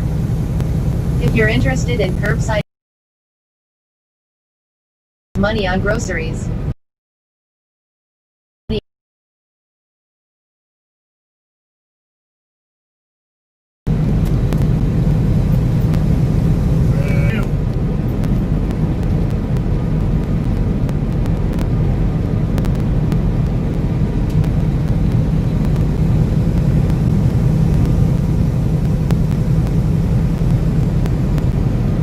Looked like he was just waiting for somebody to show up.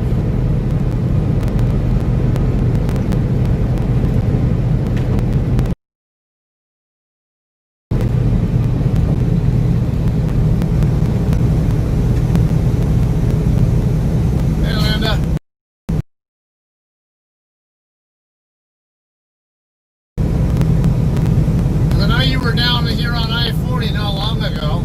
Then I guess, yeah, and I think you said you're veering up on, forget where.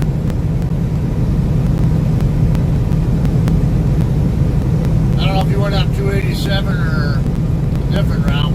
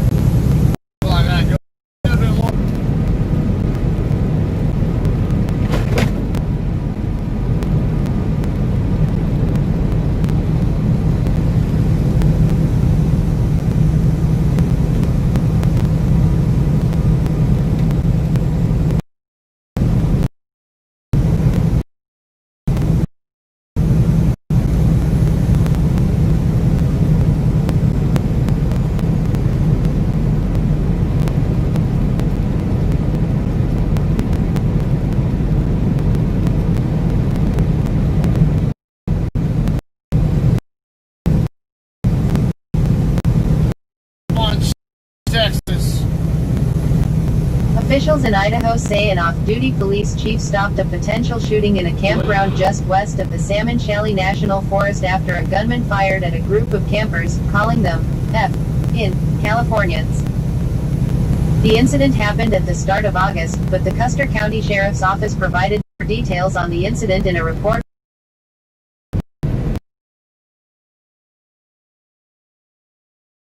Group of 7 members of the group told the sheriff's office that around 10 p.m., a man, later identified as 73-year-old Russell Liddell of Boise, approached the campground in a pickup truck and remained inside the idle vehicle for several minutes while the campers wondered what he was doing there. Liddell then allegedly drove his car up to one of the tents and repeatedly tried to back up. Campers, identified as Roberta Zimmerman, approached him and asked if he needed help.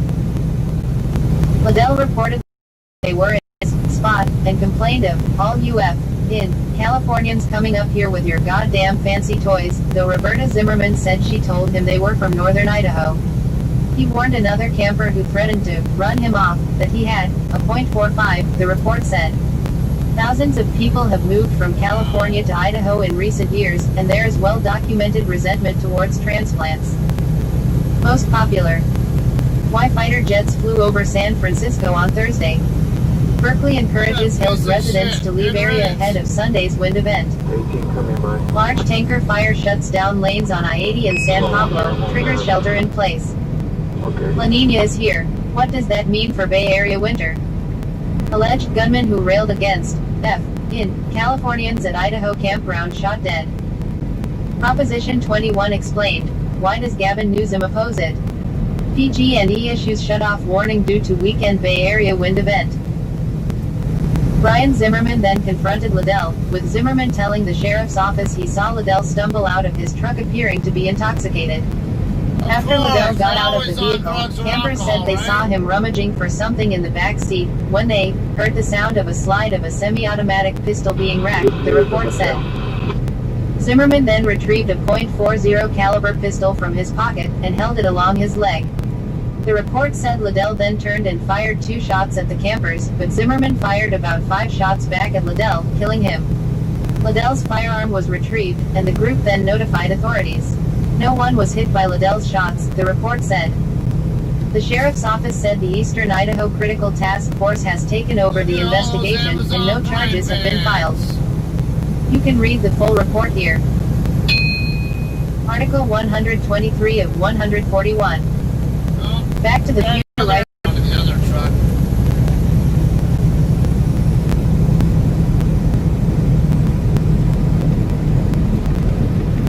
So that's something not new.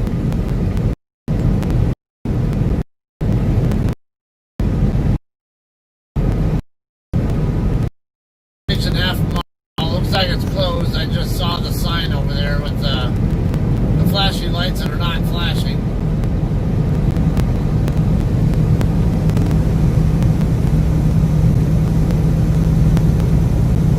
But I bet you the way station going into Oklahoma will be open. And I think that one's non-driveway, so I have to go in no matter what if it's open. Maybe yeah. I think that's how it's set up. I can't remember. I don't go into Oklahoma enough.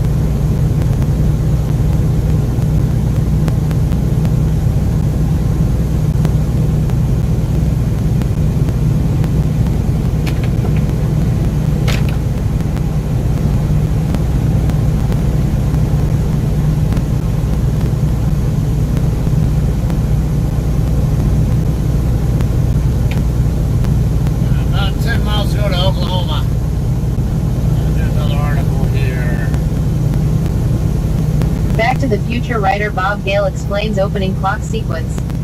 Posted on October 23, 2020 by Tom Chong Comments. In the opening of Back to the Future 1985, director Robert Zemeckis and screenwriter Bob Gale start with a series of panning shots of Dr. Emmett Brown's Christopher Lloyd garage, showing audiences his vast collection of clocks along with his elaborate Rube Goldberg device. Among the clocks that stood out included a cuckoo and ones for Felix, the cat, and the Denver Broncos. Gale spoke to The Hollywood Reporter on Back to the Future Day on October 21st. Christopher Lloyd is Doc and Michael J. Fox is Marty in Back to the Future 1985. Image courtesy of Universal Pictures. There were some specific clocks we asked for, such as the Felix the cat clocks, and we knew we had to have at least one cuckoo clock, Gale said. They were very popular in the 50s, who knows, maybe even in the 40s, not sure when it hit the market. So anyone who collects clocks would absolutely have one or more of those. And it's a perfect movie clock because it's constantly and very clearly in motion. Another famous clock is a safety last, which is an homage to silent film star Harold Lloyd dangling on the clock hands on a high-rise building. Back to the Future had their own version when Doc had to climb the Hill Valley Clock Tower to try to reconnect the wiring he set up to help channel the impending bolt of lightning. Marty, Michael J. Fox needs to travel back to 1985 when a tree branch severed the connection. The sequence included Doc losing his footing at one point on the ledge to recreate the Lloyd shot, holding on to dear life on the clock hands. Video can't be loaded because JavaScript is disabled. Back to the Future 10 out of 10 movie clip, Back to the Future 1985 HD. We knew we had to feature that, Gale said. As far as the Broncos clock, the writer chalks it up to coincidence and provided homework for fans. It was just something the set dressers or props people found. It was interesting, so we put it in the movie, he continued. Is Doc a football fan or a Broncos fan? We know he's a baseball fan, so he could be a football fan. Or maybe he acquired it on a trip to Denver. We know he's not from Denver, but maybe his mother was his father, remember, was German and originally von Braun. Clearly, we can invent many backstories out of a single prop, so in honor of BTTF Day, I encourage readers to submit their own reasons why Doc would have this clock. Enjoyed this article, share it. Twitter, Facebook Square, Reddit Square, LinkedIn, Pinterest, Envelope. About Tom Chong. I'm a follower of pop culture from gaming, comics, sci-fi, fantasy, film, and TV for over 30 years. I grew up reading magazines like Starlog, Mad, and Fangora.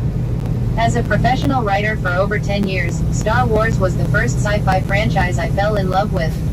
I'm a nerd of all trades. Twitter, Facebook, Square, Instagram, Envelope, Globe. Posted in movies, Universal tagged Back to the Future, Bob Gale, Christopher Lloyd, Felix the Cat, Harold Lloyd, Michael J. Fox, Robert Zemeckis, Universal. Article 124 of 141. Murder hornet, nest found in Washington state believed to be first in the U.S., CNN. CNN, if you thought giant, murder hornets, had disappeared because they dropped from the headlines, you are mistaken. Entomologists from the Washington State Department of Agriculture on Thursday located the first ever Asian giant hornet nest in the United States on a property in the town of Blade. Using a new type of trap, WSDA researchers tagged several captured hornets with radio trackers, which they used to lead them to the nest. The cavity of a tree found on private property was housing the nest, and WSDA members saw dozens of hornets entering and leaving the tree. First discovered in Washington state in December 2019, Asian giant hornets are an invasive species not native to the U.S. They are the world's largest hornet and prey on honeybees and other insects. A small group of Asian hornets is capable of their honey in a few hours. The USA Asian giant nest in the ground can occasionally be found nesting in dead trees. Read more. The owner of the property gave WSDA permission to eradicate the nest and to remove the tree if necessary, the WSDA said. WSDA members plan to remove the tree on October 24th.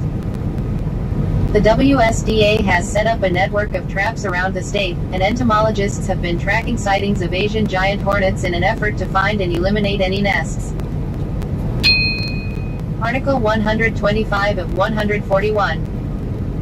The Good Doctor, Season 4 to feature series regulars return, cancelled plus renewed TV shows, TV series finale.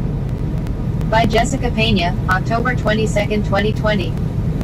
A familiar face is returning to The Good Doctor. TV Line reports Bo Garrett will appear in Season 4 of the ABC TV show.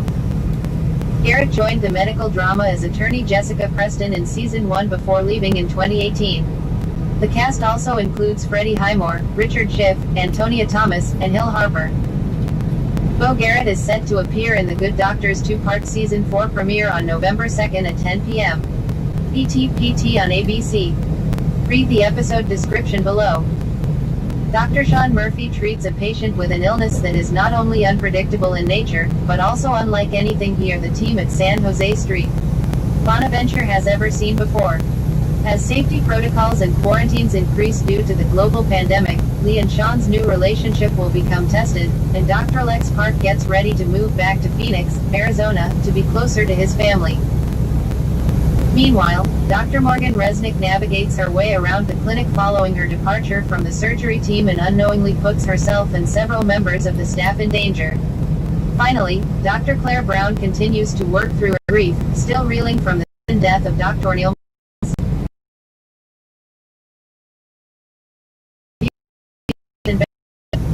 More about ABC TV shows, cancelled or renewed, The Good Doctor, cancelled or renewed. Related articles. The Good Doctor, Season 4, 2 actors leaving the ABC TV series. March 31, 2020. The Good Doctor, Season 3, Jessica Nicole promoted to ABC series regular. July 19, 2019. The Good Doctor, Season 2 viewer votes. March 11, 2019. The Good Doctor, Season 2, Daniel Day Kim, Hawaii 5-0 to recur on ABC series. January 9, 2019. The Good Doctor, ABC announces 2019 return date. November 29, 2018. The Good Doctor, Season 2, another ABC cast member departs series. September 20th, 2018. The Good Doctor, Season 2, trailer shows Lisa Edelstein House joining the ABC cast. August 31st, 2018.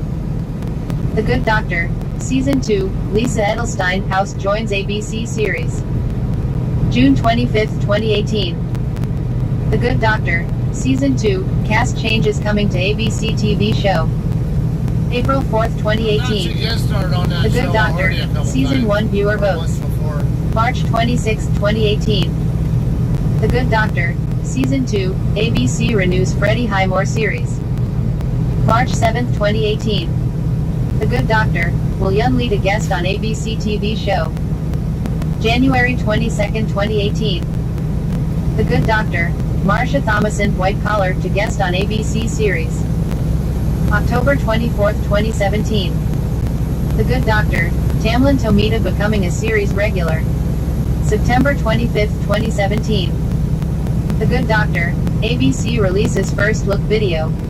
May 16, 2017. The Good Doctor, ABC orders medical drama with Freddie Highmore Bates Motel. May 12, 2017. Article 126 of 141. Questions remain about Woodland Hills woman found alive after going missing in Zion National Park. The Virgin River winds through the Red Rock Canyon walls near the Temple of Sinueva inside Zion National Park in Utah. Mark Martin, Los Angeles Times. By Benjamin Oreskes, staff writer. October 24, 2020. 2:13 p.m. Facebook. Twitter. Show more sharing options. Share close extra sharing options. Facebook. Twitter. LinkedIn. Email. Copy link.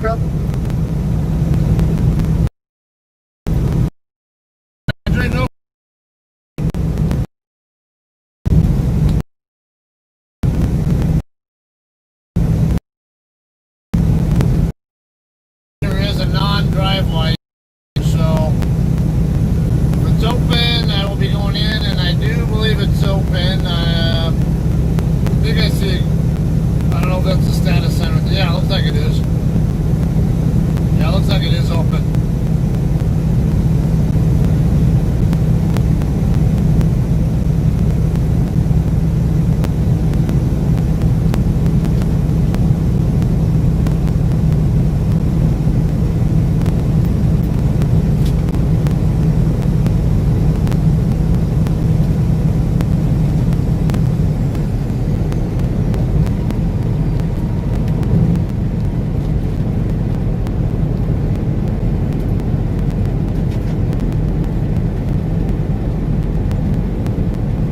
Why does the sign say bypass though?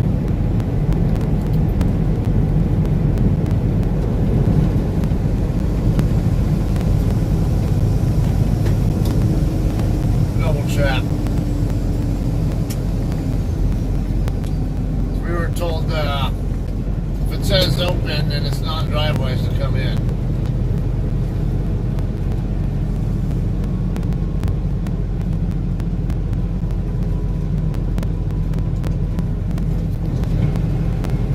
Yeah, it looks like it's just bypass only.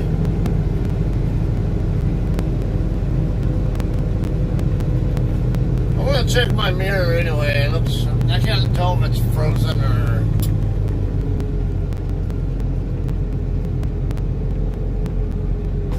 I mean, like, not frozen, but if there's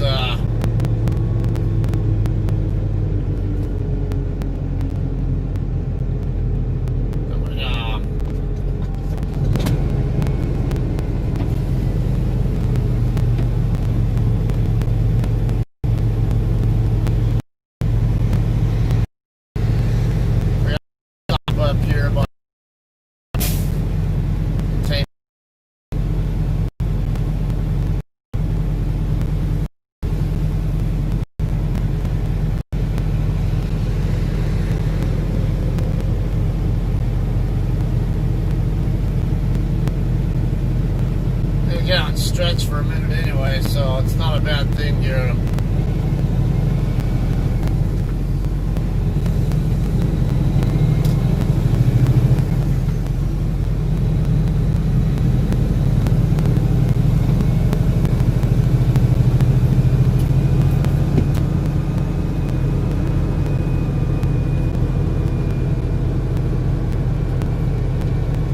Now, show what I'm talking about here with the mirrors.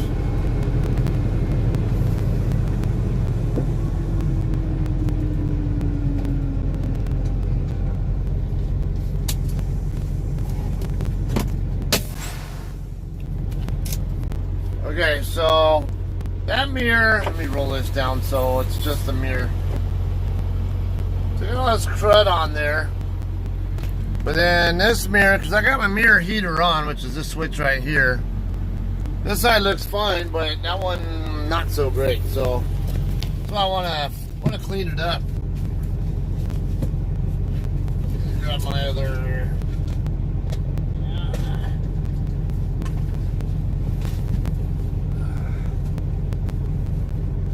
Grab the shock towels.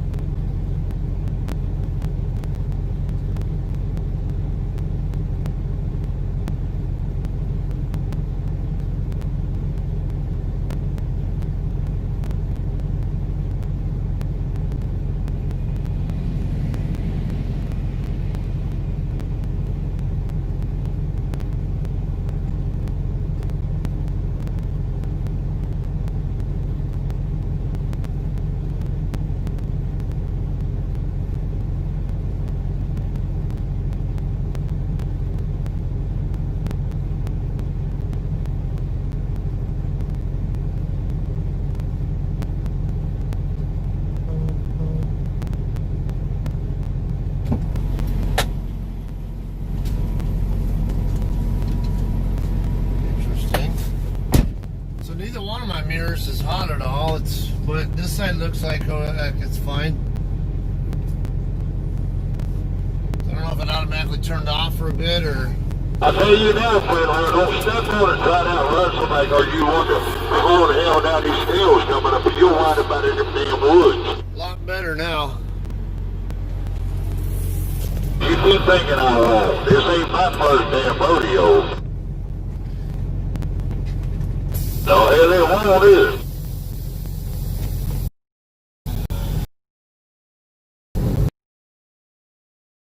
Fancy asses.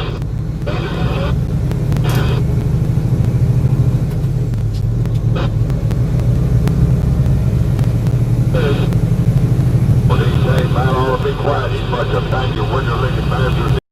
Drive.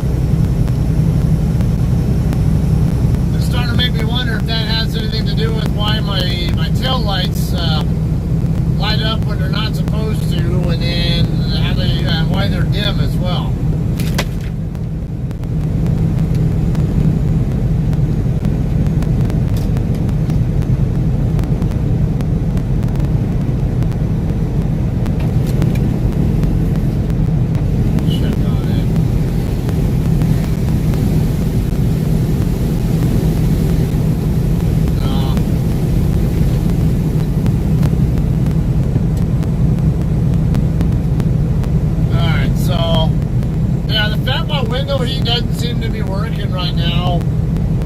And the fact I know I have lighting issues makes me think they're maybe connected. Maybe the system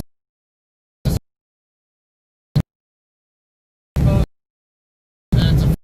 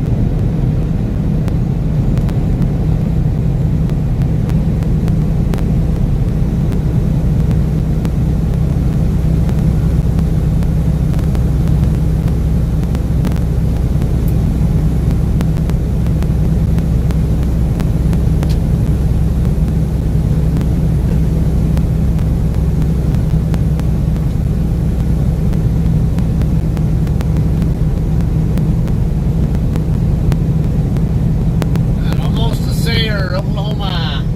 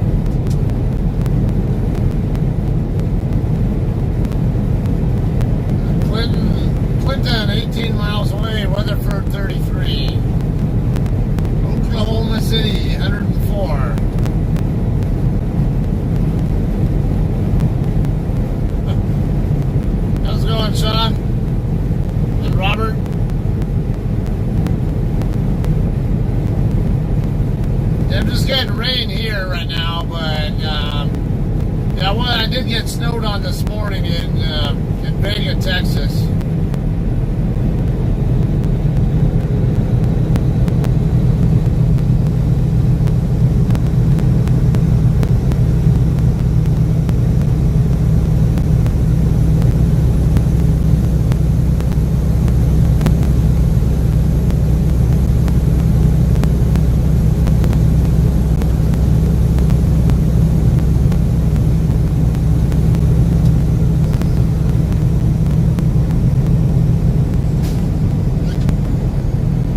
Surprisingly, the roads are in good shape. I expected them to be worse. I've been running almost full speed. Mostly at or not far from full speed the entire way.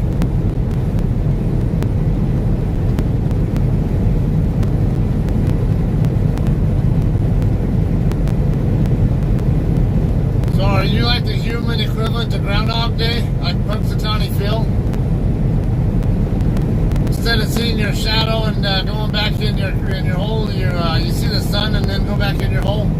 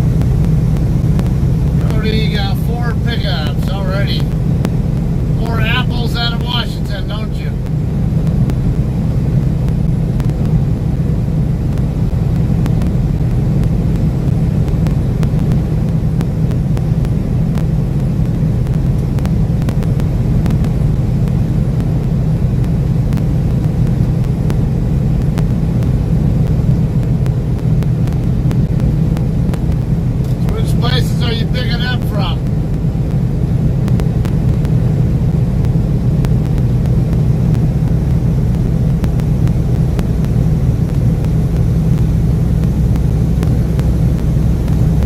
Cherokee Trading Post. Moved out next.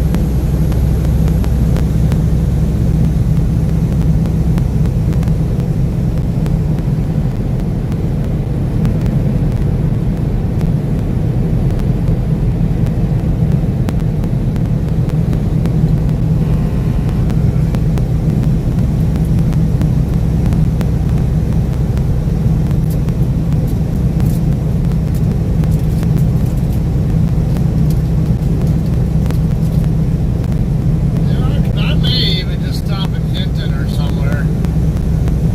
Do my 30. Get a little nap there and all that.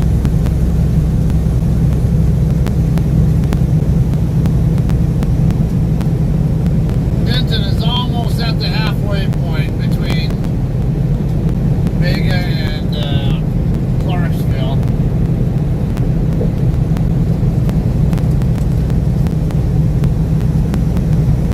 Yeah, it's at 57 Stafford Road.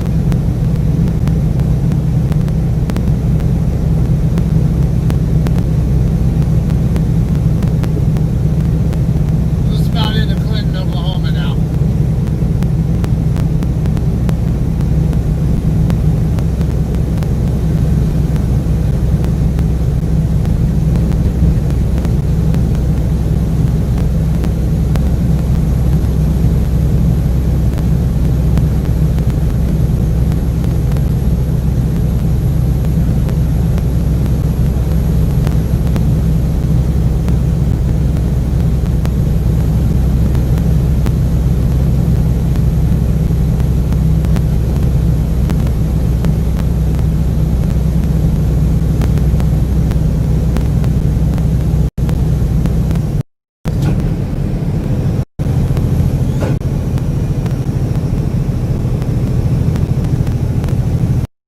Left lane closed, half mile.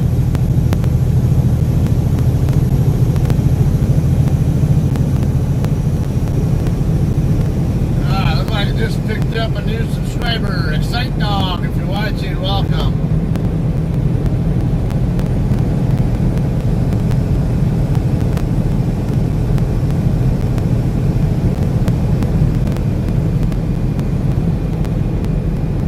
I'm just about to hit 1,500 subscribers. I was at, I think, 1,497 before about when I started the stream.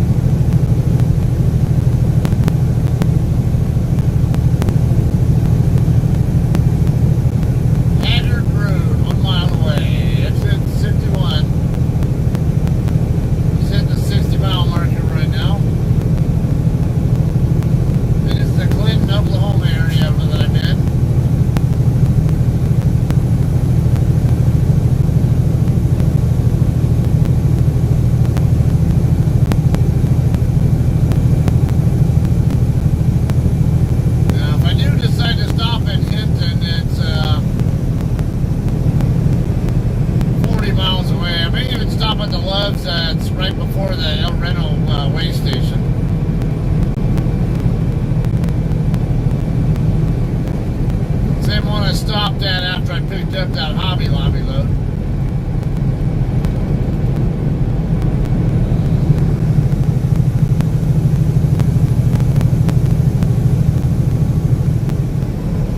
Hey, how's it going, Terry?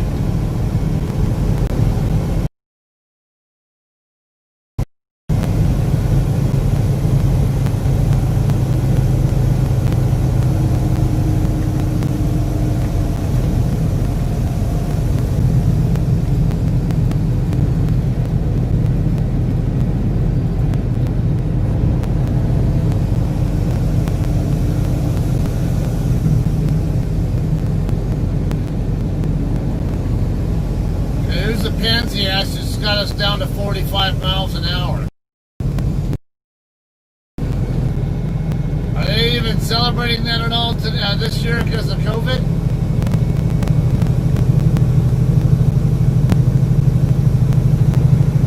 I know some places are not allowing trick-or-treating to happen in their areas because of COVID.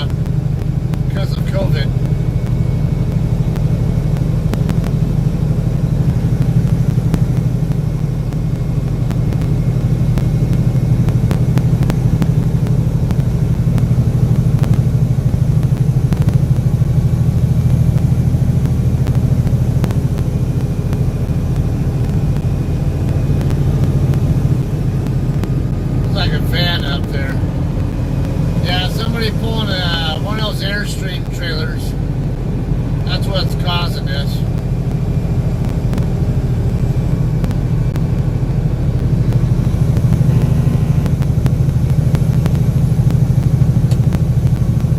Why does this always happen? I always got some system you can't drive the speed limit in a construction zone.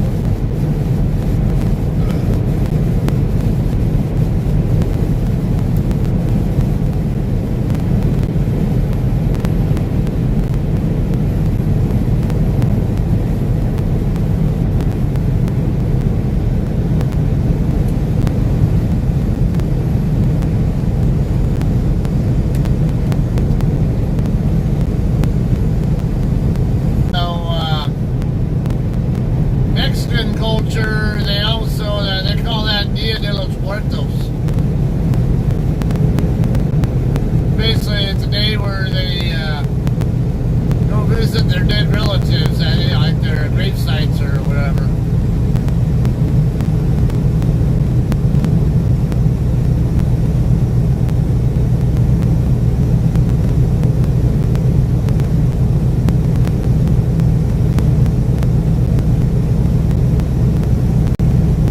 I imagine my wife and kids will probably do more than, well, they might, I don't know. I know my wife's doing some trunk or treat thing, I think, for school, but as far, yeah, trick or treating, I know for sure is canceled in our area.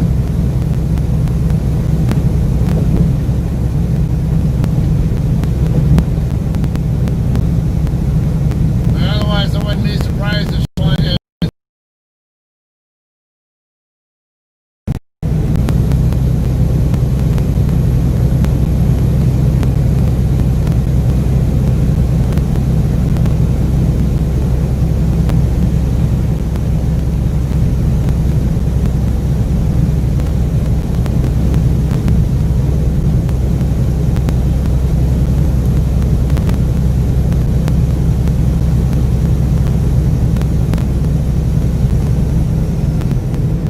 Backing off a little bit here, so I'm not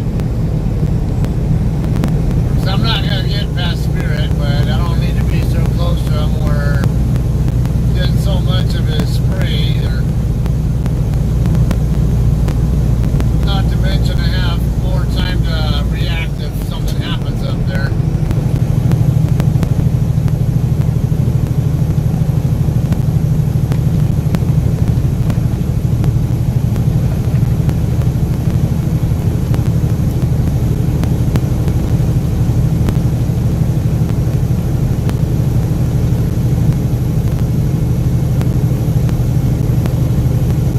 How about another Voice Aloud article?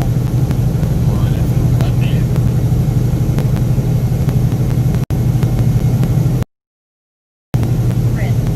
Her sister called it a miracle.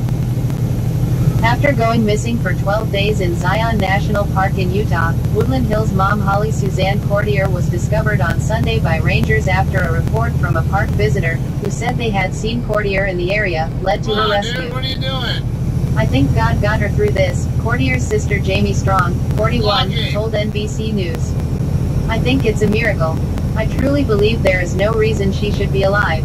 It doesn't make sense. She didn't have the proper gear, and she didn't have food or water. This lack of gear and preparation for her expedition into the park has led one local search and rescue team member to question how the 38-year-old former nanny, who lost her job at the outset of the COVID-19 pandemic, survived the ordeal. Advertisement.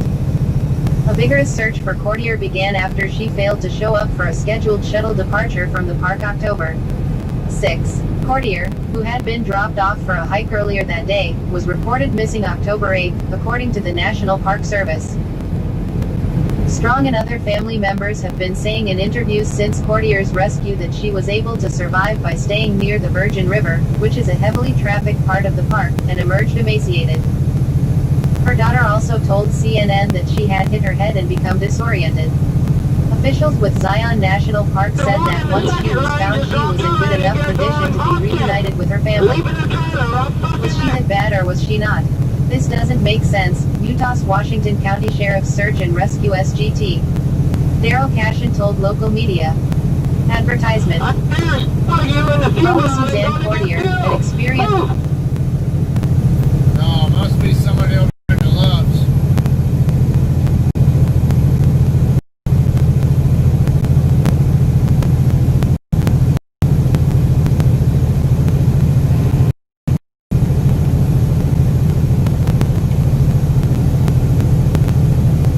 Holly Suzanne Courtier, an experienced hiker, who had been reported missing after she was dropped off at Zion National Park, was recently found and reunited with her family. Handout photo. The Zion team apparently talked to her and felt she was okay to be released to the family. Cashin, whom the Times was unable to reach, told local media outlets that there was a series of unanswered questions that needed to be answered, because the family's accounting didn't add up. A spokeswoman for the park didn't respond to a request for comment. If she's by the Virgin River, she's down in the valley, not in the backcountry up in the plateaus and the peaks, Cashin says. She's in that main part of the canyon, which always has thousands of people walking up and down those trails. I'm sure people walk by yelling for her. Advertisement. She had also done a pre-hike fast and left her phone behind, Strong said in the NBC interview. Some family members said she drank the river water, which is known to be full of deadly toxins and would have likely left her very ill. But others said she had merely wet her lips. Cashin noted that if she had been drinking the river water, she likely would have died. He also questioned the wisdom of going on a trip like this with what appeared to be such little preparation. Courtier's sister said in interviews that she had been going through a difficult time in her life but didn't elaborate. I don't think that her mental state was good when she went into the park, Strong told NBC. I really think she had a mental breakdown and was not in the right state of mind when she decided to take this journey and not tell people where she was going. She has definitely been through some trauma over the past several years, Strong said. I don't think she's properly dealt with it and gotten the proper help for it, and now is the time. Advertisement. Her younger sister Jillian Oliver told the Times that she had seen Courtier days before she left for Zion and that her sister seemed in good spirits. Oliver lives a short drive away from Courtier with her 2 children in Agora Hills, and she said her sister dropped by and they caught up. They were having dinner, but Courtier told Oliver that she wasn't eating anything because she was fasting, which was something she did with some regularity. Oliver said her sister was a free spirit prone to spontaneity and that she didn't tell Oliver she was planning to go to Zion but said she was in a good mood. She gave me a big hug and said, I love you so much, Oliver said. She seemed a little choked up. Like she wasn't going to see us for maybe a few weeks or something.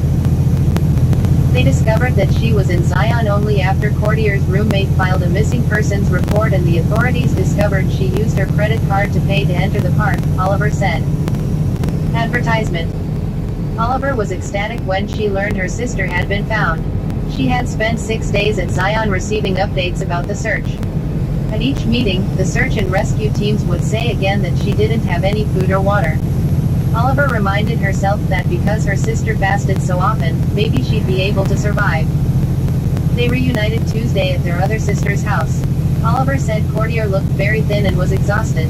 She didn't stand up as Oliver helped her pack and organize some clothes her daughter had brought for her. She had started kidney failure and she was 1 to 2 days from death, Oliver told the Times.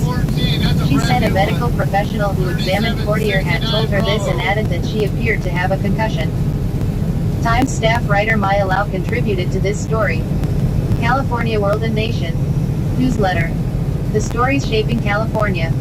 Get up to speed with our Essential California newsletter, sent 6 days a week. Enter email address. Sign me up. You may occasionally receive promotional content from the Los Angeles Times. Benjamin Oreskes. Follow us. Twitter. Instagram. Email. Facebook. Benjamin Oreskes is a general assignment reporter in the Los Angeles Times California section. Subscribers are Reading. Movies. Sacha Baron Cohen. It was pretty clear to use what Rudy Giuliani did in New Borat. Movies. Sacha Baron Cohen. It was pretty clear to use what Rudy Giuliani did in New Borat. Borat, star Sacha Baron Cohen said on Good Morning America that he was concerned for actress Maria Bakalova during her scene with Rudy Giuliani. Politics. Your guide to the 2020 election in California. Politics. Your guide to the 2020 election in California. It is all here. How to vote, where to vote, endorsements, what issues are on the ballot in California and Los Angeles County. California. A look at California's November ballot propositions. California. A look at California's November ballot propositions. California's November. Hoffman, Anderson, Henderson and Hahn for LACCD. Opinion. Endorsement. The Times endorses Hoffman, Anderson, Henderson and Hahn for LACCD. The Times endorses 1 incumbent and 3 newcomers for the Los Angeles Community College District Board of Trustees. Coronavirus and pandemic. California. Backlog in reporting of test results swells coronavirus case count in LA County. California. Backlog in reporting of test results swells coronavirus case count in LA County. Of the 3,600 new coronavirus infections reported in LA County on Thursday, officials said roughly 2,000 were from a backlog of tests. California. Thousands of children could be back to school sooner under a new LA County waiver policy. California.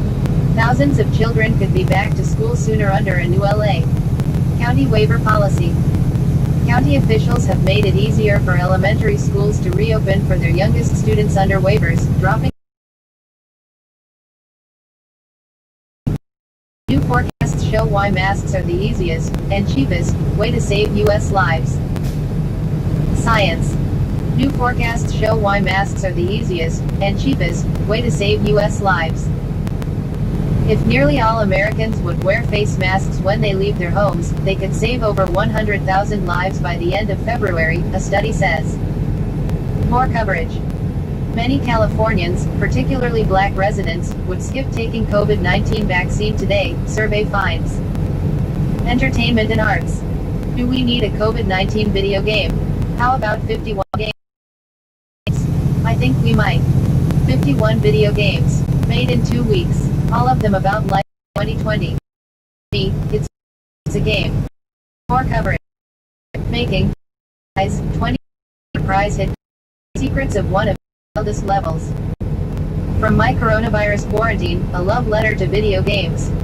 World and nation. Plastic recycling in South Korea was already in crisis. The pandemic is pushing it to the brink. World and nation. Plastic recycling in South Korea was already in crisis. The pandemic is pushing it to the brink. The surge in plastic waste caused by the COVID-19 pandemic may push over the edge an already fragile ecosystem of recycling plastic, already strained by falling oil prices and interruptions in the global trade in recyclables. Advertisement. Latest California. California. More than 1 million Californians could lose amid the windiest.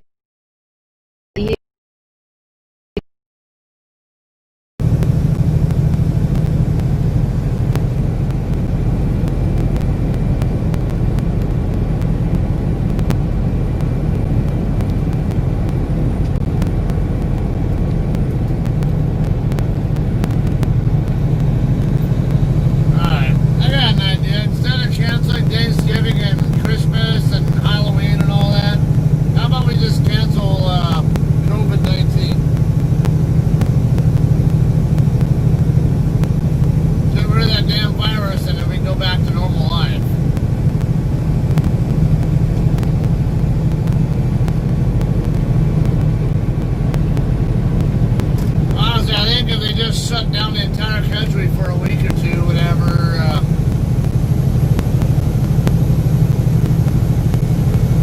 We'll probably get rid of it everywhere.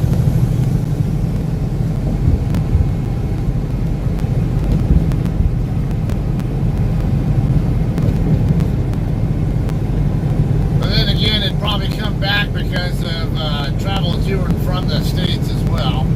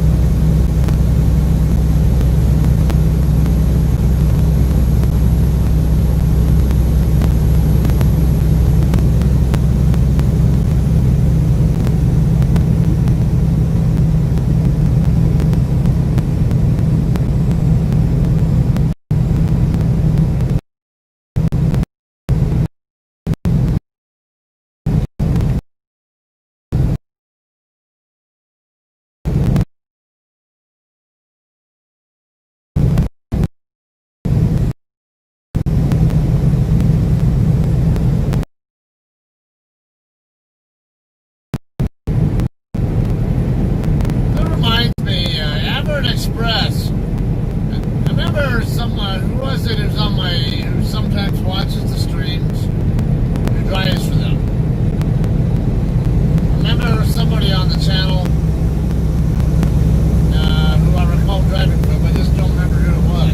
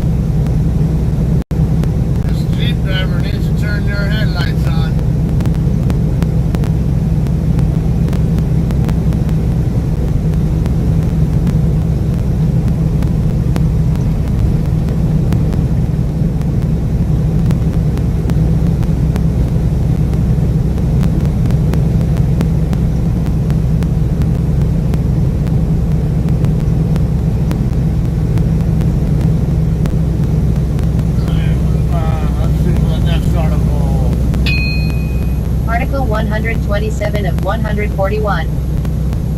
Cruise vacuum, murder hornets, out of Washington nest. The Associated Press 4 hours ago. Plane, Wash. A heavily protected cruise in Washington state worked Saturday to destroy the first nest of so-called murder hornets discovered in the United States. The state agriculture department had spent weeks searching, trapping and using dental floss to tie tracking devices to Asian giant hornets, which can deliver painful stings to people and spit venom but are the biggest threat to honeybees that farmers depend on to pollinate crops.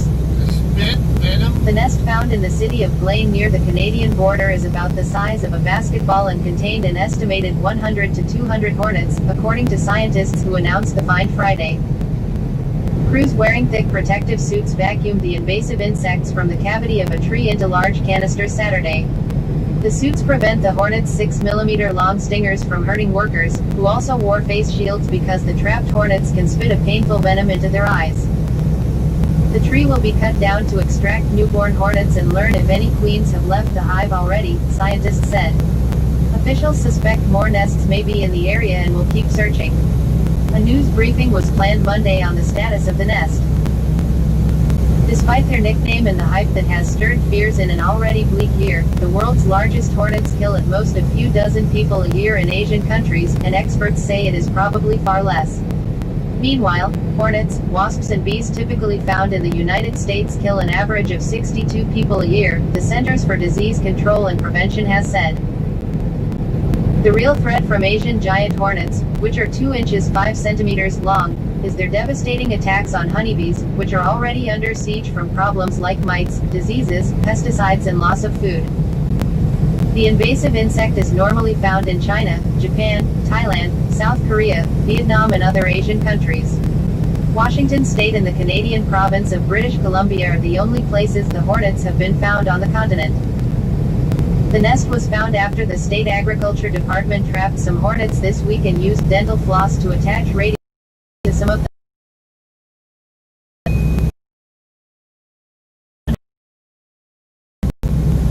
Accidentally scored a touchdown as the Falcons find another way to lose. MSN.com, yesterday. The Falcons once again managed to lose a game they absolutely should have won today, this time against the Detroit Lions. Down 16-14 with about a minute remaining, Atlanta faced first and goal. The Lions, without timeouts, took a page out of the Indiana Hoosiers playbook and decided to let the Falcons score, if they wanted to. After all, even for the Falcons, a field goal from inside the 10-yard line is as close to automatic as there is. Instead of kneeling from the original spot, though, the Falcons handed the ball to Todd Gurley, and the Lions mostly parted the seas. A few defenders made cursory efforts to bring Gurley down, but that may have been more to bait Gurley into continuing to the end zone, which he didn't quite do, as he attempted to fall short. Unfortunately, the ball broke the plane of the goal line. That score gave the Lions the ball back with a chance to take the lead, and at that point, given that it's the Falcons, it felt like a foregone conclusion. And, indeed, that's what happened. Ironically, a penalty pushed the pad back, meaning the Falcons still had a shot. Matt Prater, though, converted it anyway for the victory. Just a brutal way to lose for the Falcons, whose brand continues on even after the dismissal of Dan Quinn and Thomas Dimitrov. Sorry, Atlanta fans. Truly. The post Todd Gurley accidentally scored a touchdown as the Falcons find another way to lose appeared first on the comeback. Article 120. Okay, that seems like bullshit. So you're gonna blame an offensive player scoring a touchdown and getting you points for costing you the game? Why not point that finger at your defense instead? I mean, yeah, kneeling on a kneel play would have been the best decision to make either way. It sounds like a combination of offensive play calling and shitty defense is the bigger issue at stake there. And Laredo, 29 miles away.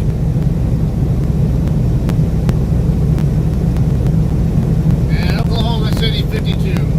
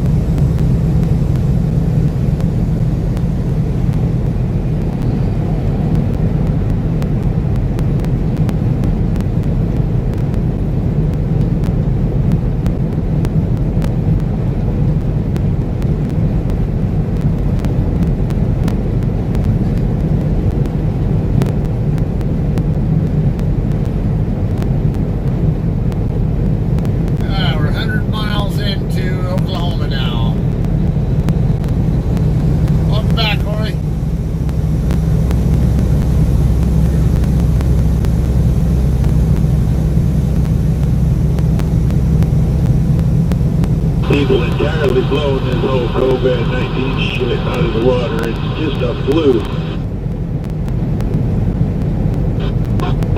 19. Just a common cold on it. 17. It'll all be over after election day. You got that right. It's all bullshit. All the way down the line. If only Look they out, had them automobile deaths, every heart attack, every stroke, everything is being attributed to it. if only they had a clue. Included.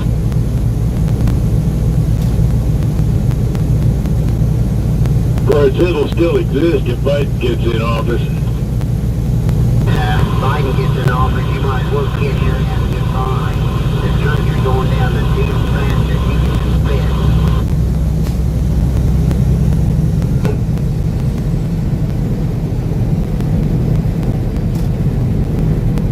I sure didn't take Obama long to jump to the occasion, and then Hillary came out of the closet to try to back him.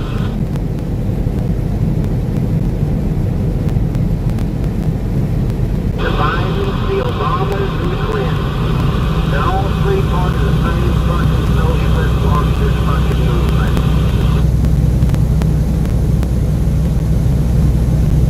Well, from what I've seen being around the country, there ain't no way in hell he can win. No, he can't. It's all a bluff. If they say he did win, it's gonna be a lie. It's that fucking simple.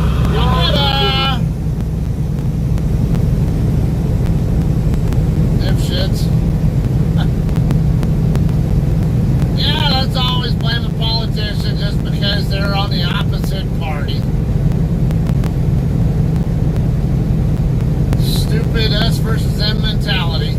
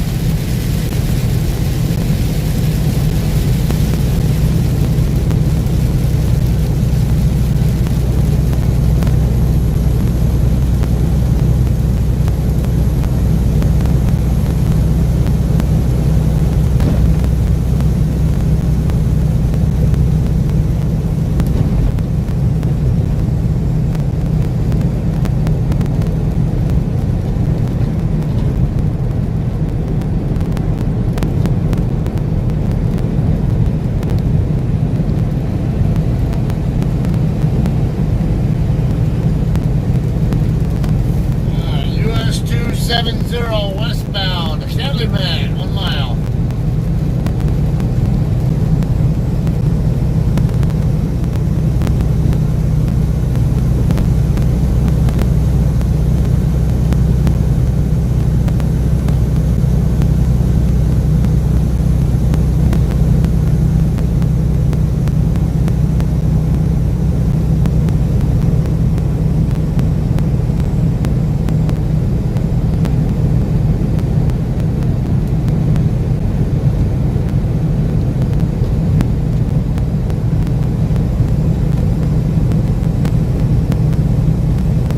Welcome, Ginger.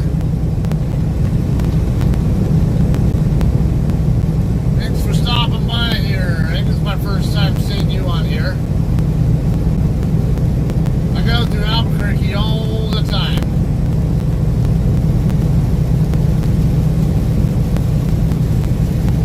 Alright, JCT coming this way. Silver Freightliner. Yeah. Then I should have rolled the window down. I saw 30 something 02, but that's about it. Might have been 3702, but the water beat it up on my door window. I couldn't see.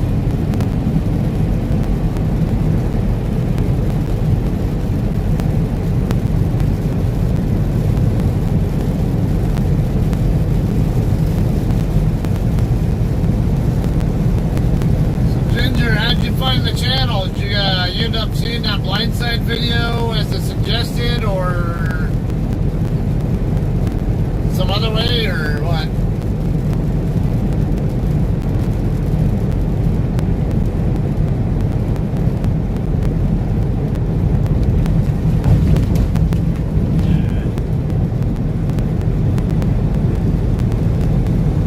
This road's really smooth overall compared to Texas. Texas says bounce, bounce, bounce, bounce, bounce, bounce, bounce, bounce, bounce. But even when the road's in really good shape, it's just the way they construct the road. It's like, come on. Oh, okay, the live streams. All right, well, that's good. Yeah, not too often. I mean, I know every once in a while I do get people who join from first watching the live streams. Large majority of the people who come to the channel find it from the blindside vacuum video that I have on here. The Renault X4 exits. This is the area I'll be stopping in for my 30. Let's see, I'm at 260 right now for log, but probably be a little more than 255 that I've actually done.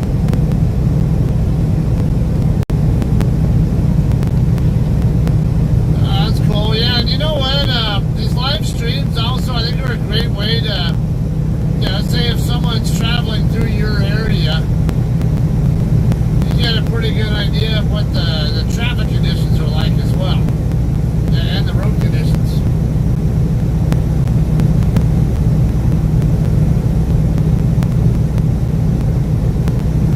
If I had the wherewithal, that's something I would do, would be start up a site that's similar to like Google, but it's more of like a live traffic thing, where it's a live rolling traffic where truckers use their live streams to show you what's going on. And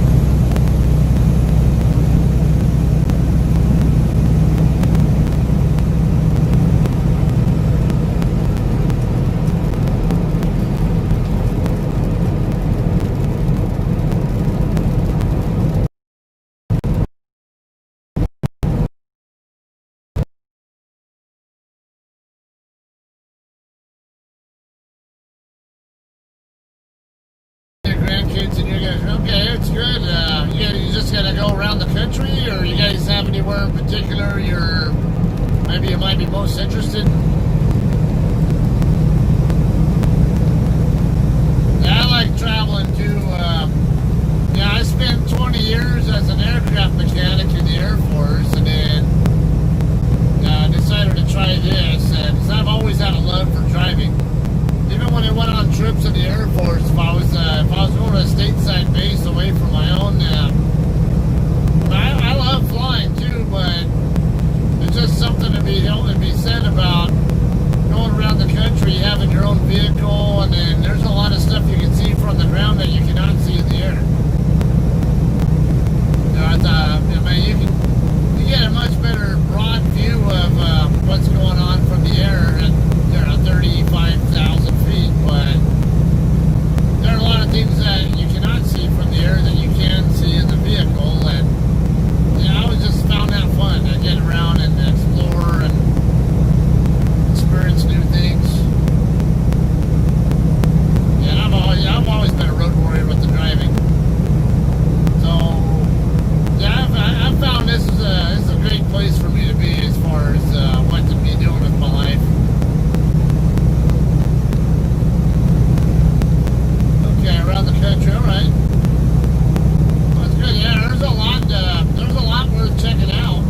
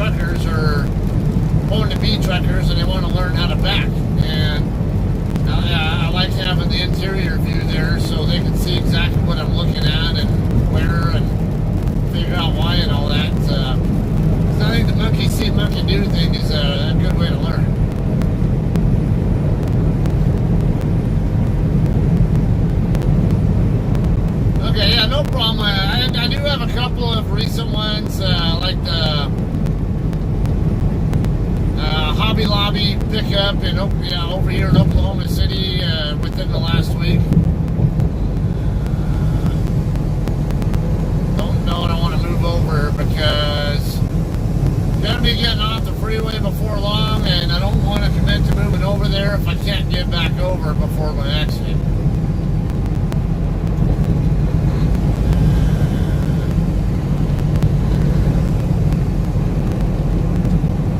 Yeah, I think I'll have to stay here.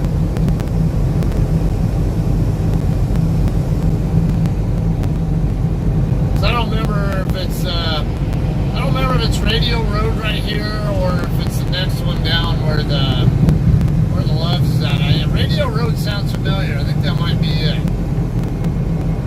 Yeah, it is, because I see the Love sign up ahead right now. So, more reason to just stay here. Annoying as I might be.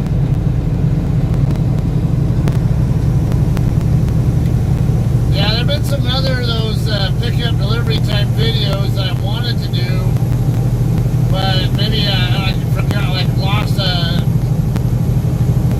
piece of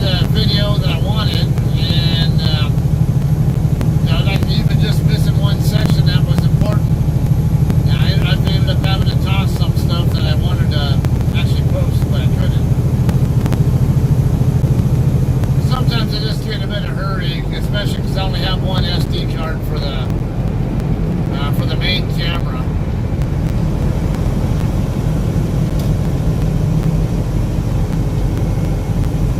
Now when I get parked here, I'll show you my camera setup, so you have to have an idea how it's all arranged.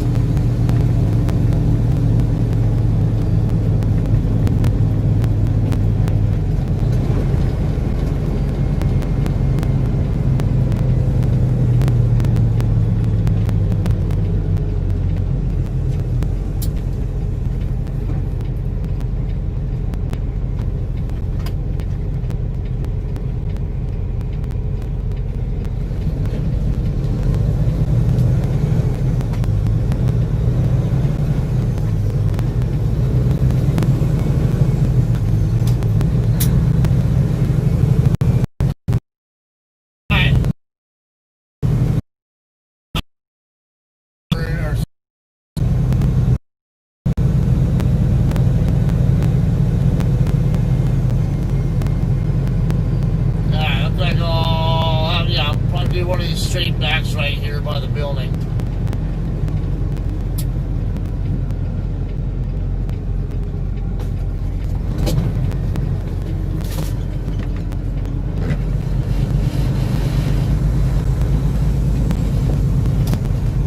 You know what? There's some more space over here.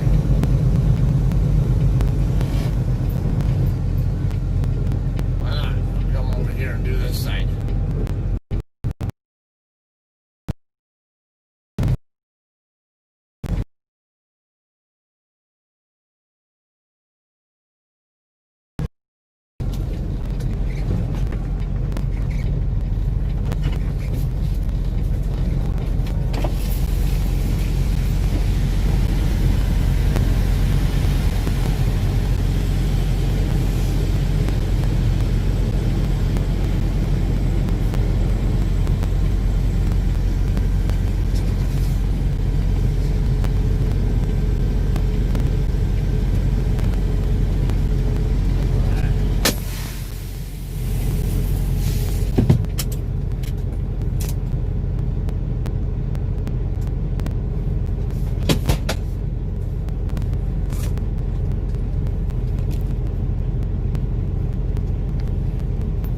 Alright, so it lives just right here in El Reno, Oklahoma.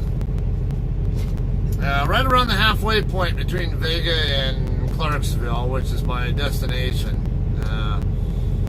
So it's a good spot, not to mention, actually, I'm kind of feeling a little bit blah. Is my windshield cracked? No.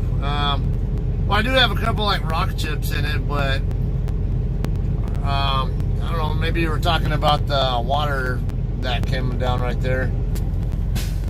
I guess I don't really see it now, but I have one right there. It's, come on. That's a rock chip right there. Yeah, you can see that. And then I have another rock chip. I think that, yeah, you should be able to see that.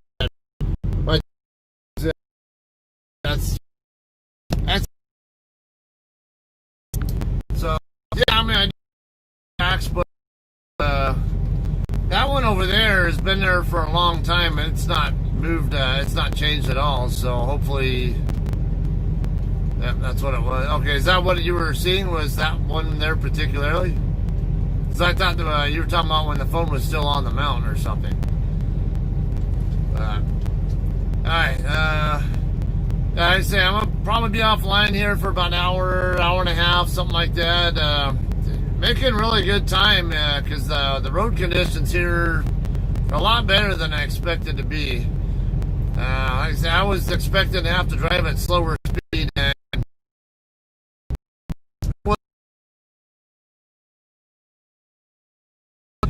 I know yesterday we had a good number of our drivers coming through, you know, like in New Mexico and Texas, who did not have such a good time getting through there. Had really bad traffic and bad roads and all that. You guys saw the number of trucks and other, mostly trucks, a couple of four-wheelers on the stream here. problem earlier night or whatever. You know, sure as hell was, and none of them were. Except, well, one, I did see a driver in the seat in that truck that partially jackknifed, but he's the only one I saw who had, as far as I know, a seemingly more recent incident. And like, how in the hell did you end up there? Because these roads are in good shape. You running on bald tires or something, or did you go off the road for some reason other than slipping? I don't know. Because that does happen. Even in dry conditions, trucks will go off the road, as you might remember from that video I did a few months ago, where the truck was coming the other way and went into the medium and gave me a nice little shit my pants moment. Yeah, that wasn't fun. That was in dry conditions, and he just failed to negotiate. He failed to make the turn, like he was either asleep or texting and driving or something. So it happens. So I don't want to really speculate on how that guy ended up in the median. Obviously, I mean, I didn't know if he was still in. Anything else? Yeah, say it was. Some of it was all already flagged, like it's already been dealt with, and just waiting on the equipment to come rescue it or whatever. Others already had wreckers trying to upright them or transload or whatever. There's been a lot going on here.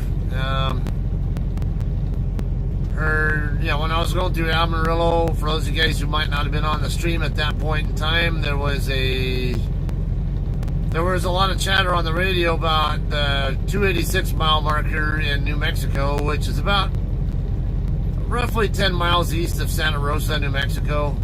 They said that westbound side of I-40 was shut down right there. I guess for some kind of an accident, or I don't know, maybe roads or something.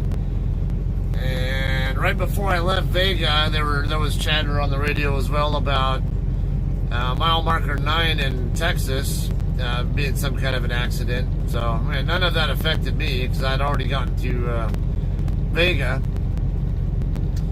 Last night I ran 700 miles, but I was going to shut down a little bit sooner, not by a lot. I was going to shut down at Russell's, and then it's like, you know what, the road conditions are in good shape going into Vega, and then I want as miles as I have to at possibly lower speeds to make sure I can get to the receiver on this next shift.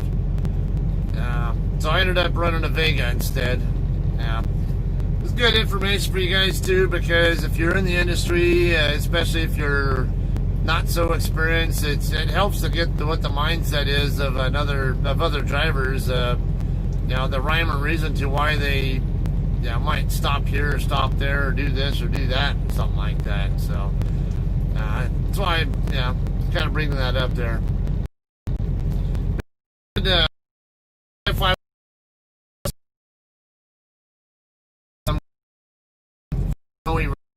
or icy, then I wanted to have as little bit distance to work as I needed to deal with that stuff, and that way if it ran down my 11-hour clock to any extent, I'd still have hopefully time to work with to get to my customer without having to take an extra 10-hour break. Alright, Cyprian, how you doing? Welcome. Alright, let's see, I'm gonna go ahead and go offline for about an hour. I will be back. I'd say probably about an hour-ish. I don't know.